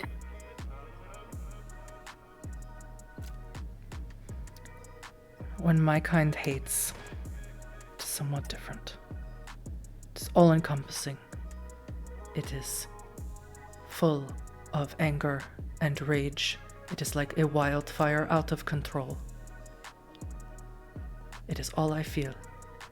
And it is not only for your kind, who I hate with every fiber of my being. I hate those among my own kind who do not understand what we must do to save our world. To me, you and they are the same. And anyone else who stands in my way. Alex wants to help me. It's a condition. But she can't.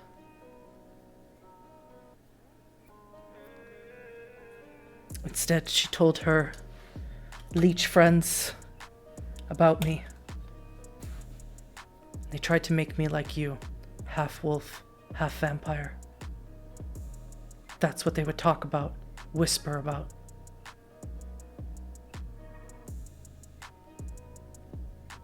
That's why they poured their blood in my mouth. All I can tell you is, at the very least, you are no longer beholden to them. You are not chained in the belly of that fucking boat anymore. I feel their blood in my body. How should I expel it? Any suggestions? Storyteller, do I know of any way to get rid of it? You just witnessed something this evening.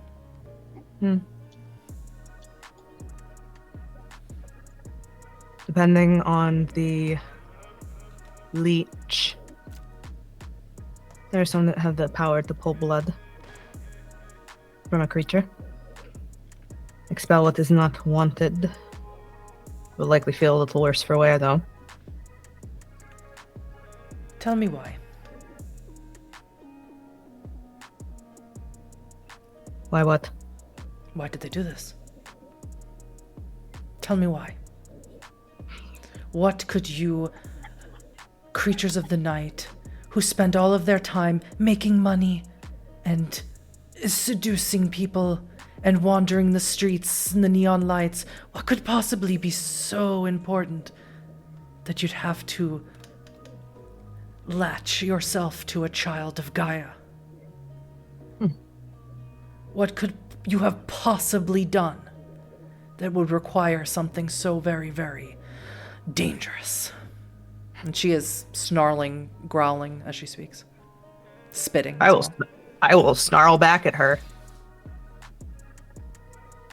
You mind your tone with me, child. I have spent 2 centuries on this earth. I know that it may not make sense to you, and for the most part, it still does not make sense to me, but one thing that all of us crave, above all else, will always be power. Just that simple.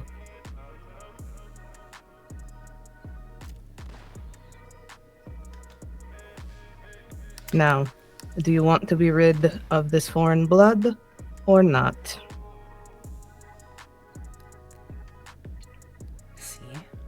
I will see what I can do. Astrid, you sit over to Alex, who does not acknowledge you, and is looking out the window. She doesn't say anything.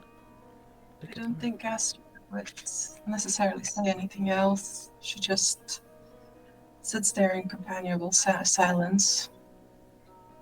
Right. What she's hoping to be is in a supportive way, sort of. But she's also half guarding her, so she doesn't try anything. So she's keeping an eye on her as well. If you were to guess, Alex seems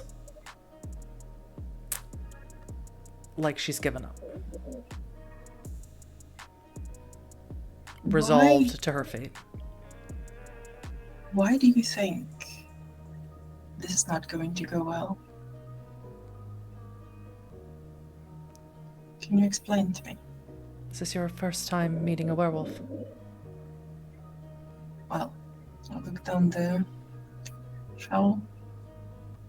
I've read a lot about them. Yes, meeting them is something quite different. I did this, Astrid.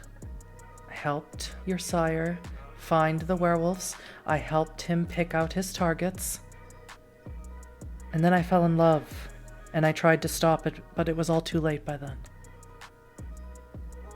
I forced Julia into this incurable rage. When I met her, she was kind.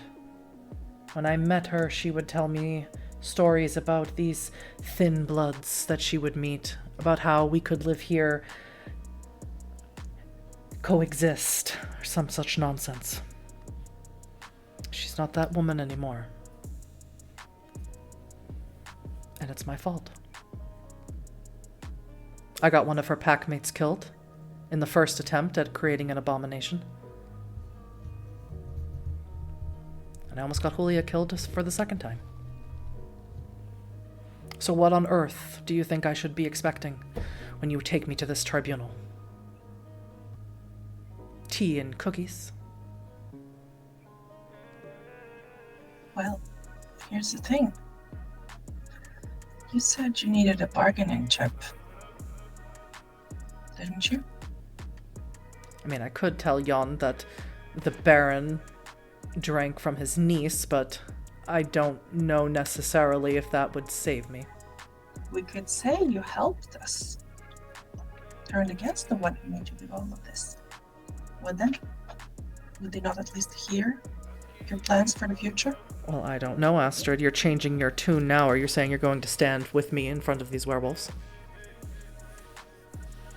I don't think they will listen to me, but they will listen to reason if you phrase it right. I have no wish and no plan for him. I'm not saying that I want to die, Astrid. Mm. I will plead my case, I suppose. But you haven't met Jon. And it's not Jon I'm worried about. You haven't met his pack.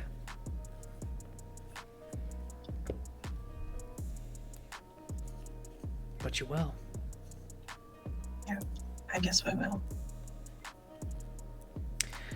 You arrive, Hunter, at the address. And where you are is one of the many, many abandoned golf courses in Myrtle Beach.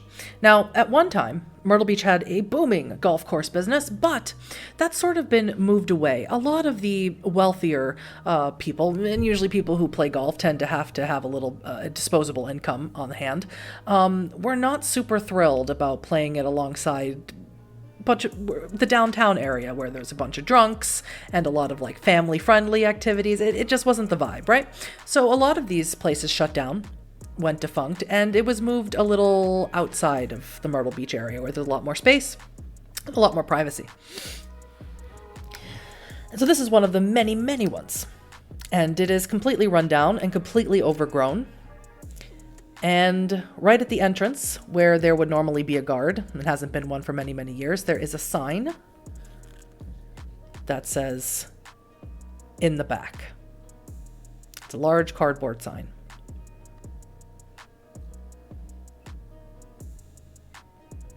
That's a bit forward, isn't it? I'll go and Take you to dinner first. Jeez. I'll if it's possible, drive the shuttle round to the back of the. I'm assuming the back of either the course or the what's it called, like a chalet, Like the clubhouse. The clubhouse. Yeah. So the very first thing, it's too fancy for Myrtle Beach chalet. The very first thing that you come across is the clubhouse. And again, it is completely run down and rusted over, and the earth has reclaimed it. It's reclaimed this whole area, really. And you see a woman standing there. She's wearing what looks like threadbare military fatigues. But she's standing out there, just watching you. She's about 5 feet tall, very short. A flash of blonde hair, bleached. Well, I don't think that's too worrying. Just give her a pleasant little wave. Mm-hmm. We're not doing anything super suspicious. As you wave, she waves back and suggests that you park your car here. Yeah, I do exactly that. As you do, Julia looks up and sees who it is, and she runs past you, Victoria, bumps you on the shoulder as she does so, and climbs out of that broken window as opposed to leaving the shuttle, and runs into this woman's arms.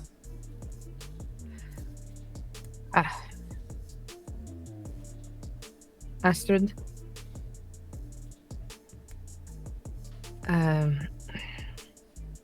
Yes. Julia was wondering, the blood that she was fed, she would like it to be expelled from her. Is that something you are capable of doing? I am, aren't I? I don't know if you have... Yes, you have Extinguished Vitae. Absolutely. Used it on Saul once upon a time. That's true. Mm-hmm. I just figure it might be better if you give it a try as opposed to, not sort of nod to Alex. I actually look at Alex. Like, Mm-hmm. And Alex picks up on your cue and she says, "I suppose I could also try and offer that. What else shall I offer? You think they want to go on a cruise? How do they feel about giveaways? There's no need to be facetious. Why not? I'm about to die." Don't be a dumbass about it. Suggest, now that my end of the bargain is fulfilled, that you make the most of this final opportunity.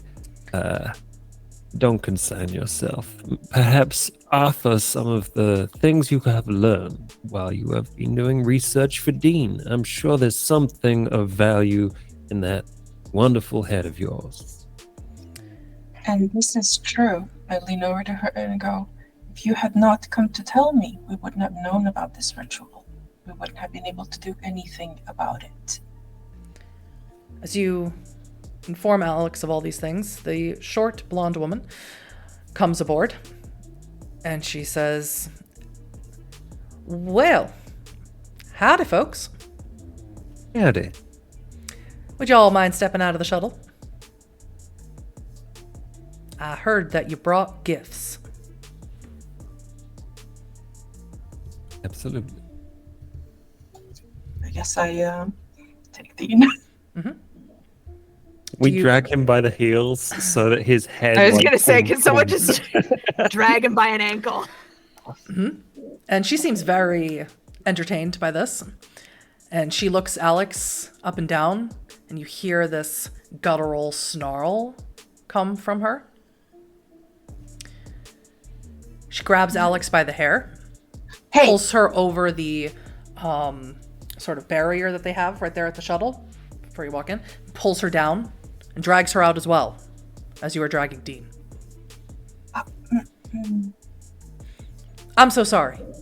Did you say hey in my territory? We don't say hey in my territory. We say hello. I thought you guys barked. Oh, you're funny. this is going great. Come on. You don't need to drag her like that. She'll go willingly. I really don't care. I think it's a good time. There's so few of these now on the beach. Come on. Got punch and brownies inside. Honestly, I think if we care to help, we might be this werewolf's only chance at survival. Then again, walking into their court would be foolish, but We have promises of non-violence from Yon. yes. I suppose we can trust those. Then let's go. So, I will follow after the Baron. as Alex is dragged out by her blonde hair, and she yelped at first, but she is not putting up any fight or resistance to this. And as you drag Dean, head bobbing down the steps of the shuttle and along the gravel and dirt of this road, you enter into the charter clubhouse. And here you see, it's quite nice in here. From what is obviously disgusting outside, is pretty cozy in here. They have a fireplace going, which none of you want to get that close to. And they have some wood paneling in here, and they do in fact have brownies and punch made up. And you see several people in this room. Of course, the blonde woman. You see 2 more men, 1 more woman, and Hunter, you see Jan. Jan is seated on a big leather chair right above a bear's head. And he stands up and he says, Mr. Perrault, you actually Jan. did it. I do my best to come through for all my agreements. Excellent. Excellent. I hold out a hand. He takes it. It's very, very strong and very sturdy. I assumed it would be. Mine is very wet. Yes, you are all still very wet. He looks around at all of you. Buenas noches. Mi nombre es Jon Flores. Tu nombre es Victoria. Sí. Yo sabe. Mucho gusto. I've heard very much about you from my nephew.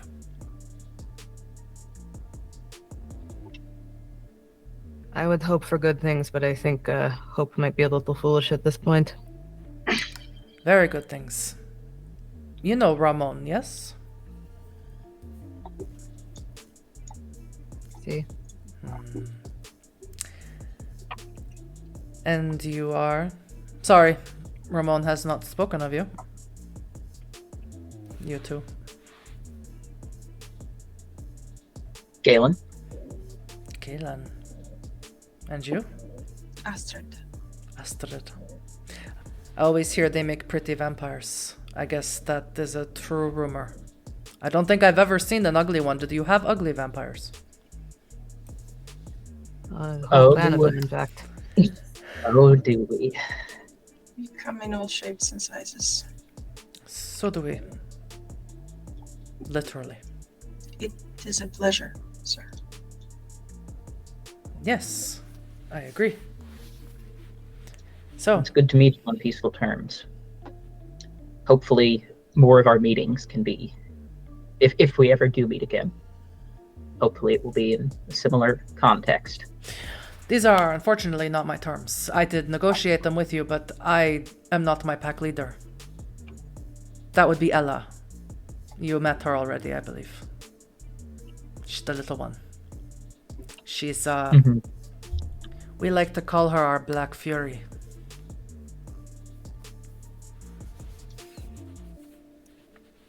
It's charming.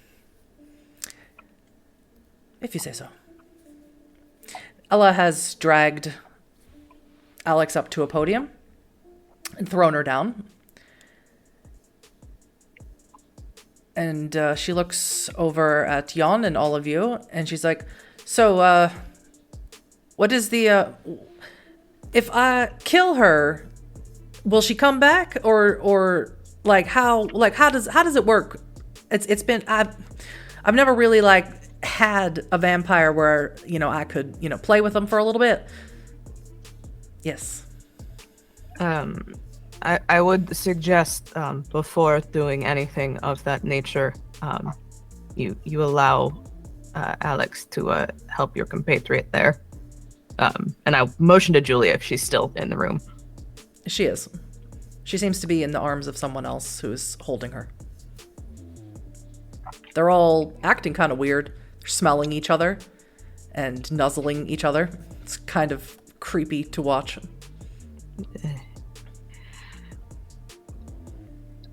Galen's fucking fascinated because this is like seeing humans engage in genuine dog behavior. Yes. It's Oh, wild. Jesus. Mm-hmm. And if I may add to that, she came to us. I look at Alex. She came to me. That's fine. I'm not saying I won't let her talk. How long y'all live? Long time, right? Isn't it forever? So how many pieces can I slice off before she'll die? And how long can I do it before she'll die? Because I'm getting the impression that you think that we're going to have a jury trial here or something. Did someone promise you a jury trial? Did Jan promise you a jury trial? I mean, the children of Gaia, I know they are peaceniks to the core. But not us. That's the outlier. I toss you on a pleading look for what it's worth. What I think we mean to say is that our complicity in the torture here is undesirable. You may do as you wish, as to your liking. Yeah. You know what's undesirable? I know you. I've seen your face on the social media. Face for Pirate's Voyage. Adorable. Love it. You know what's undesirable, Mr. Perot? Losing a child. Did you know this leech down here killed my daughter? Did you know that? Did she tell you that?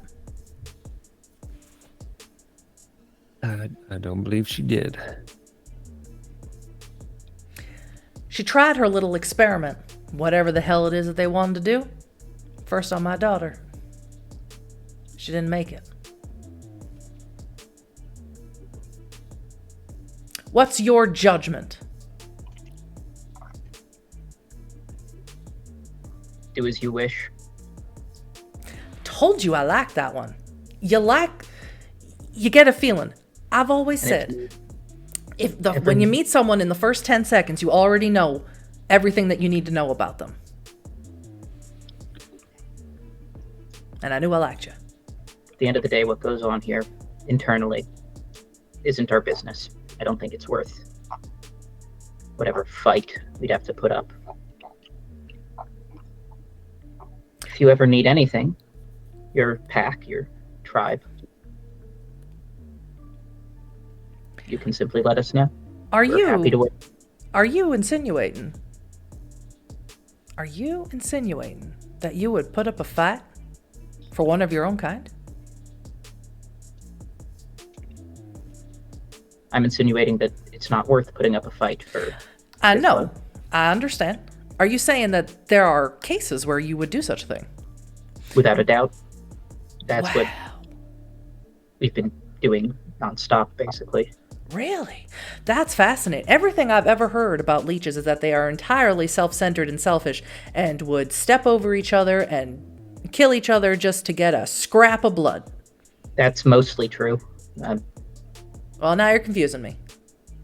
But I like to think that with effort, with consistent effort and friends to keep you in check, there are certain tendencies that can be overcome. I heard y'all were dead. You're saying you have feelings? We do. Well, We you build our learn. own families best as we can. Oh, you learn something new every day. You're still unwitting pawns in the worm's plans, Of but course. that's fascinating. It really is.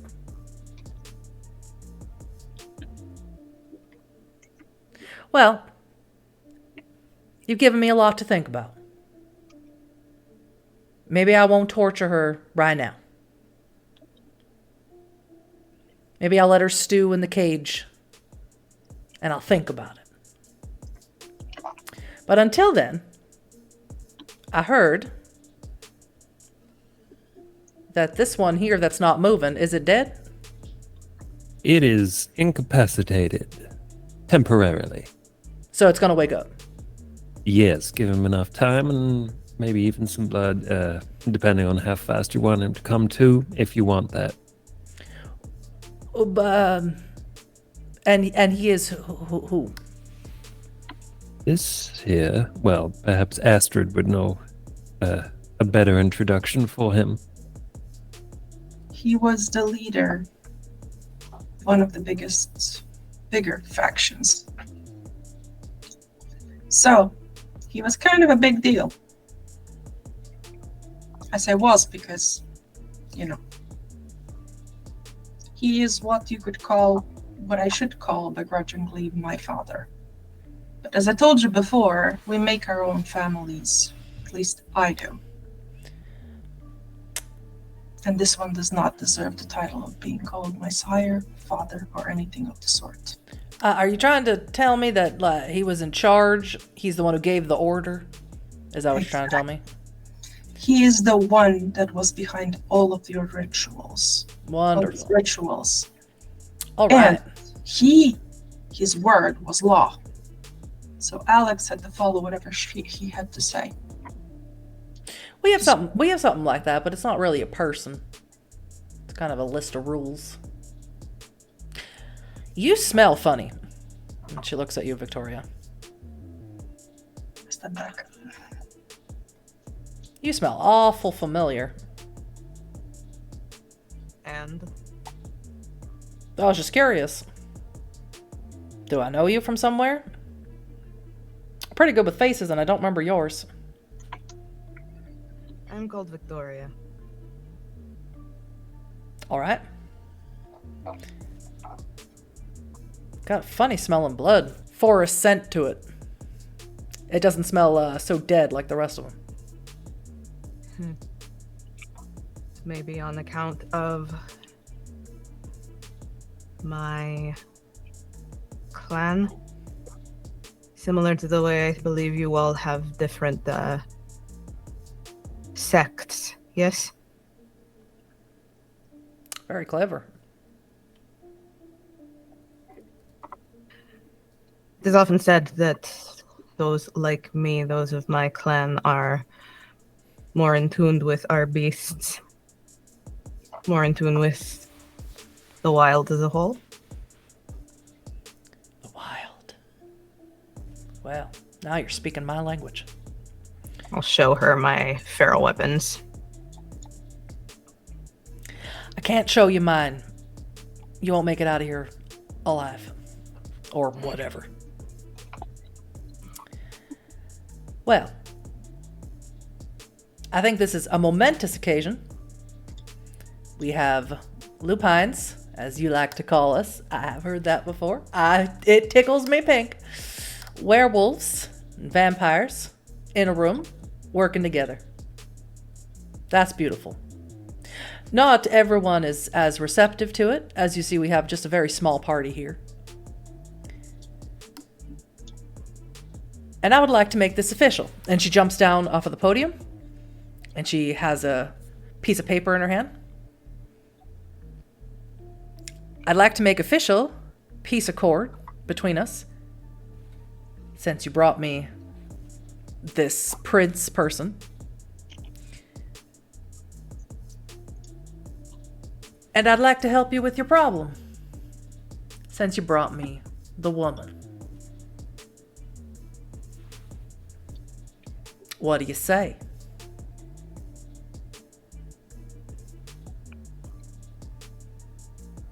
Don't all speak up at once now. I look at the Baron. I look at our Baron. I offer a handshake. Well, you got to sign it first. And she wiggles the paper at you. I'll look it over. Is there what am I signing? Excellent. Intelligence investigation. Please. Anytime I have to roll, it's bad. Oh yeah. Can I look over his shoulder while he does it? Yeah, And, like, you can. just kinda, like, You come can over also and- make this roll. What's your pool? Oh, you can make the roll as well. It's fine. Intelligence and what did you say? My Investigation. intelligence is full. Investigation 0. So Oh, hold on. More than you. Well, I got two Really successes, running but low one on of them is willpower. critical. Whoa. Oh, I got That's right. All right. So Harry with 4 successes, Astrid with 2 successes. 6. You crit on the willpower. Oh my God, Harry. I think Thank that God. is genuinely my first crit ever in a It game is. with you. No, it's not. But that's No, great. got it. 6 successes. All right. So, Astrid, you're looking over and you see it looks like pretty standard boilerplate. It seems like you stay out of my place, I stay out of your place, and we don't cross over the line, kind of like siblings sharing a room. But, Harry, you read this a little bit more in depth, and what they're laying out is that everything that heads from this certain line here in Longs, which is just outside of the Grand Strand, into a certain territory, heading into Loris and further out, is their territory. They have every right to defend their territory against any leeches that cross it. However, they require access, free and total access, into the downtown region of Myrtle Beach. And in exchange, they will offer services to greater or lesser degrees if you come to them and bring tribute. So, let me get And this is a straight. general thing. This is not including what has to go on with the private favor of Jan to Hunter. So let me get this straight. If one of us goes into your territory, you can kill them. If one of yours comes into our territory, we can do nothing. We I have invite to you ask try. permission for your help in this peace accord. As much as I would like to sign this deal is one-sided. This would be essentially signing over our sovereignty to you, and we're not willing to do that. You're not just going to vassalize us. That's not how this works. I came here in good faith, hoping to establish something, and it's clear to me now that you have not. So unless you want to make a better offer, it's been a pleasure. I already made an offer. Why don't you make a better one? I'll make a better one. You clearly want free reign you clearly want to go around the strip, right? Yes. Of course, it's a lot of fun. So let's say you can come in the strip. That's amenable to me. I think that's fine. That being said, this whole swath of territory can't be defended so aggressively. Instead, let's put in place some kind of framework that allows kindred to come and go from your territory, as you could call it, safely. As long as, of course, they follow certain rules. We don't want anybody misbehaving. How long do y'all spend out time in the woods? Not much, but I don't like the idea of you having free reign in our territory and us not having some kind of access. Not only that, I'd like to put in place mutual defense.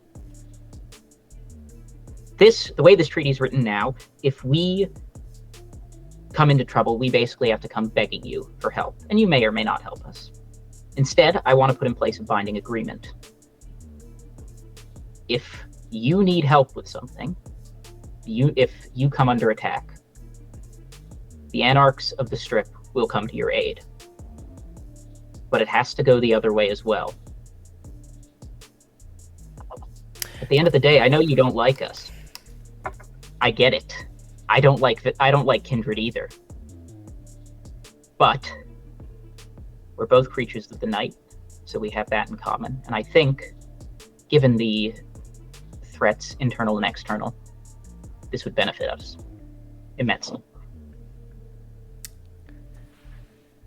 How many charisma and persuasion, or leadership if it's higher for you? Okay, here's hoping my fucking stats I will are give you reflect an extra dice in this because she said many times that she likes you. Okay, charisma, persuasion. This sucks for me. I'm gonna be down to 1 willpower if. You can blood buff as well, or not blood buff, blood surge. Yeah, I'll blood surge. Playing too much D20. Yeah, I'm hungrier. Die. So hungry. All that the werewolf blood. So good. What's my if shit goes wrong, I might have an idea. Oh god. It's on the other page. Blood potency 1. Okay, so I get another D10. Okay, that's a success. You get 2. Oh. Yeah, but the errata's too. 2 more successes. Wonderful. And, all right. Yeah, I think 4 successes is good enough for me. Yeah. As she looks over and she says, well, you are tenacious. What do they called you? What did they say they called you? Baron? That's adorable. I do like that a lot. Well, how about this? Where we are currently, you spread the word around. Colonial charters. Spread the word around. No kindred in here. If they go near it, and they go in it, they may as well be deader than they are right now. As for the rest of the territory, that's negotiable. Any kindred found out outside of that, well, we won't kill them right away. We'll boot them out first. Chase them. Some of the cubs love chasing, right? Mm-hmm. As to your point of mutual defense, unfortunately,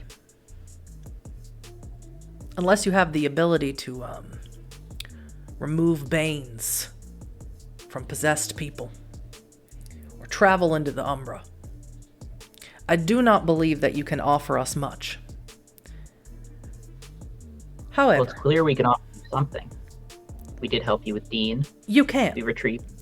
In exchange for that, should you require something of us, you come to us as equals and ask. In exchange for that, you fund a conservation effort that we have going. You put your money into it to keep these woods free and clear of pollution and corruption. Open diplomatic channel. That sounds... let me just discuss with our financier over here. Hunter. Yeah. It's tax deductible. It is. You already do contribute to Basically a conservation fund that is yours. Is it okay if we put my name on it? Is it okay if we put his name on it? I don't care whose name you put on it. Then I think we have a deal. Sometimes I like to put Barbara Streisand on things. Makes me feel special. I like her. I'm sorry. No, There, she's there is great. actually She's a awesome. snort of laughter from Victoria. Well, you just put your John Hancock right here. Sign that. I'm assuming this is on a new contract. Not the Yeah, old she one. would have, as you were talking, would have been scratching things off Yes, as she okay. made her negotiations. I'll just double check it, Mhm. and assuming she's not pulling some shit, I'll sign it. Baron, if I may, I just wanted to Yeah, of course. clarify a point of them coming into our territory. That does not. That does mean that they do need to behave in our territory as well, right? That was Of course, yes. right. Or should we be putting that in? Let's put that in paper, just on paper, just so it doesn't. get That's fine. It's sort of implied. I'm guessing y'all don't know what happens if we go feral in front of the humans. Guessing y'all don't know what happens.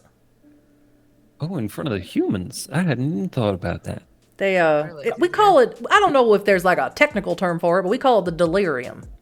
They sort of freak out and run away, and then when they try and remember what happened, they can't. It's really fun, but it doesn't work on everyone. It doesn't work on hunters most of the time. And it doesn't work on special humans, if you want to call them that. That's really know what- fascinating. I know what works on special humans, don't you worry. I heard a lot about you, Mr. Burrow. You have a lot of presence on social media. Where do you find Good. where do you find the time? I have an assistant. While I'm off being brilliant, they make sure everyone knows how brilliant I am. Okay. You should probably clear out some of the bots, though. Right? What's wrong with bots? They're just posting. I don't like looking Weird at bots when I'm trying to read the comments of an Instagram post. It's annoying. How closely do you follow Hunter's social media presence? That's a good point. Do you follow me? Anyway, Baron, if you have signed that contract, I we have signed can- it at this point. I'll just photograph it to. We will Copy. behave ourselves as we enjoy Pirates Voyage Casino when we come by. And we'll do the same. As for your personal favor, I will let Jan talk about that. I am going to go prep the cage. I am excited. And she grabs Alex, this time not by her hair, but by her arm. She goes, "Stand up, girl. God damn, let's go." And pushes her out through the back door. The other two grab Dean and follow her out. Julia is still waiting in the room, waiting apparently to talk to Jan. She's sort of... Excuse me, if I may. Who are you speaking to? The leader. Ella? Okay.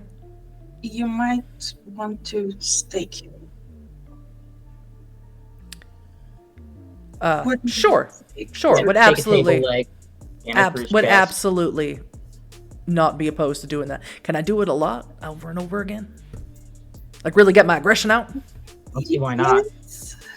I mean, I think taking the stake out would undo the effect, but then putting it back in would redo it. So It'll make him lay limply there. That's Boy, how y'all aren't just a bunch of psychopathic torturers? I have no idea. a good number of us are. Depends on the kindred. It depends on the day. Yeah. I've learned so much today. Some of us don't have a choice. Anyway, as you were. Complicated. So they all exit. Jan comes over to you, Hunter. So, you've fulfilled all your promises. We have all that we need. We have a fresh new piece of court. I'm sorry, Ella's a little much. She's always been that way. I stand by my statements. She is delightful. I enjoyed dealing with her. You don't want to make her angry. Don't ever do it. I I see picked that. up on that. Don't make any of us angry, but especially not someone born on. It doesn't matter. What exactly do you need from me? We have a specific kindred who is causing us issues, and honestly, he is stronger than almost all of us. We need support in dealing with him. Him and his lackeys. They And are while feral. I understand your hesitancy, perhaps, to get involved in this, I can assure you that if he wins in the Grand Strand, it will become your problem. I have no hesitancy, Baron, of getting involved. According to my nephew, this is the man who is the reason that he is now amongst your kind. And according to Hunter, he is a problem for the Grand Strand. He threatens it with bombs. Yes. We have a code of conduct. Several, like a couple of them, I suppose you could say. He breached all of them. Pretty much every single rule. Almost like he had a checklist. He He does not care. is a threat to everyone, including people, Including mortal. Just including mortals. I- And he can play the mind.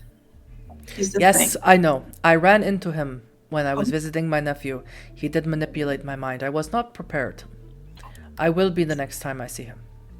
I look forward to it. I don't think he'll be ready. There's something that you should know. I will come when you call. You have my number, obviously. But when I transform into my deadliest, you must stay out of my way. It is almost impossible for me to choose my targets outside of my own people. As long as I can help it, I never plan on getting in a werewolf's way, so Exactly. I think it shouldn't be a problem. I think what I am trying to say is I am your nuclear option. Call me if you must, and not a moment before. We will keep that in mind. Thank you. And I'll offer a handshake. He'll shake it. Very strong. He bids you all good night, goes over to Julia, picks her up into his arms, and starts speaking to her in Spanish. Of course, Victoria, you hear he's saying very kind things to her, calling her his little treasure, his little girl, little niece, and is carrying her away. Astrid. They didn't give Alex the chance to fix it, but can you draw the vitae out of her? Yeah? Sir, I can help. Can I help her? Yes, and I won't require you to make a roll for that because she's not really going to resist anything. And you hold out your hand. You pull the blood out of her and she winces. And then she falls back into his arms. Is she going to be all right? Yes, I have destroyed or made vanish the poison blood that I fed her. Please give her something strong to eat, something good to drink. Let her rest. She needs to replenish it naturally. We know how to take care of our family. Thank you. He exits. Just all of you are sort of left alone in this clubhouse. It's been quite a long night. The sun will rise soon, and you don't definitely, since you just signed that contract, don't necessarily want to be in the area where you just agreed that nobody gets to come there. Don't know when exactly they're going to enact such a thing. Climb back into the shuttle and head back to Pirate's Voyage, and hopefully gonna figure out what the hell happened to Anthony and Stella. Galen shamefully staring out the window he punched out. It's a drive-by. But this is momentous, Galen. You secured an alliance, along with the help of all of your coterie mates, secured an alliance with the werewolves of the Grand Strand. Something that, to your knowledge, has never been done, not in any domain you've ever been in. And that is where we are going to end Episode 6, Judgment and Atonement, for this evening. Thank you, everyone.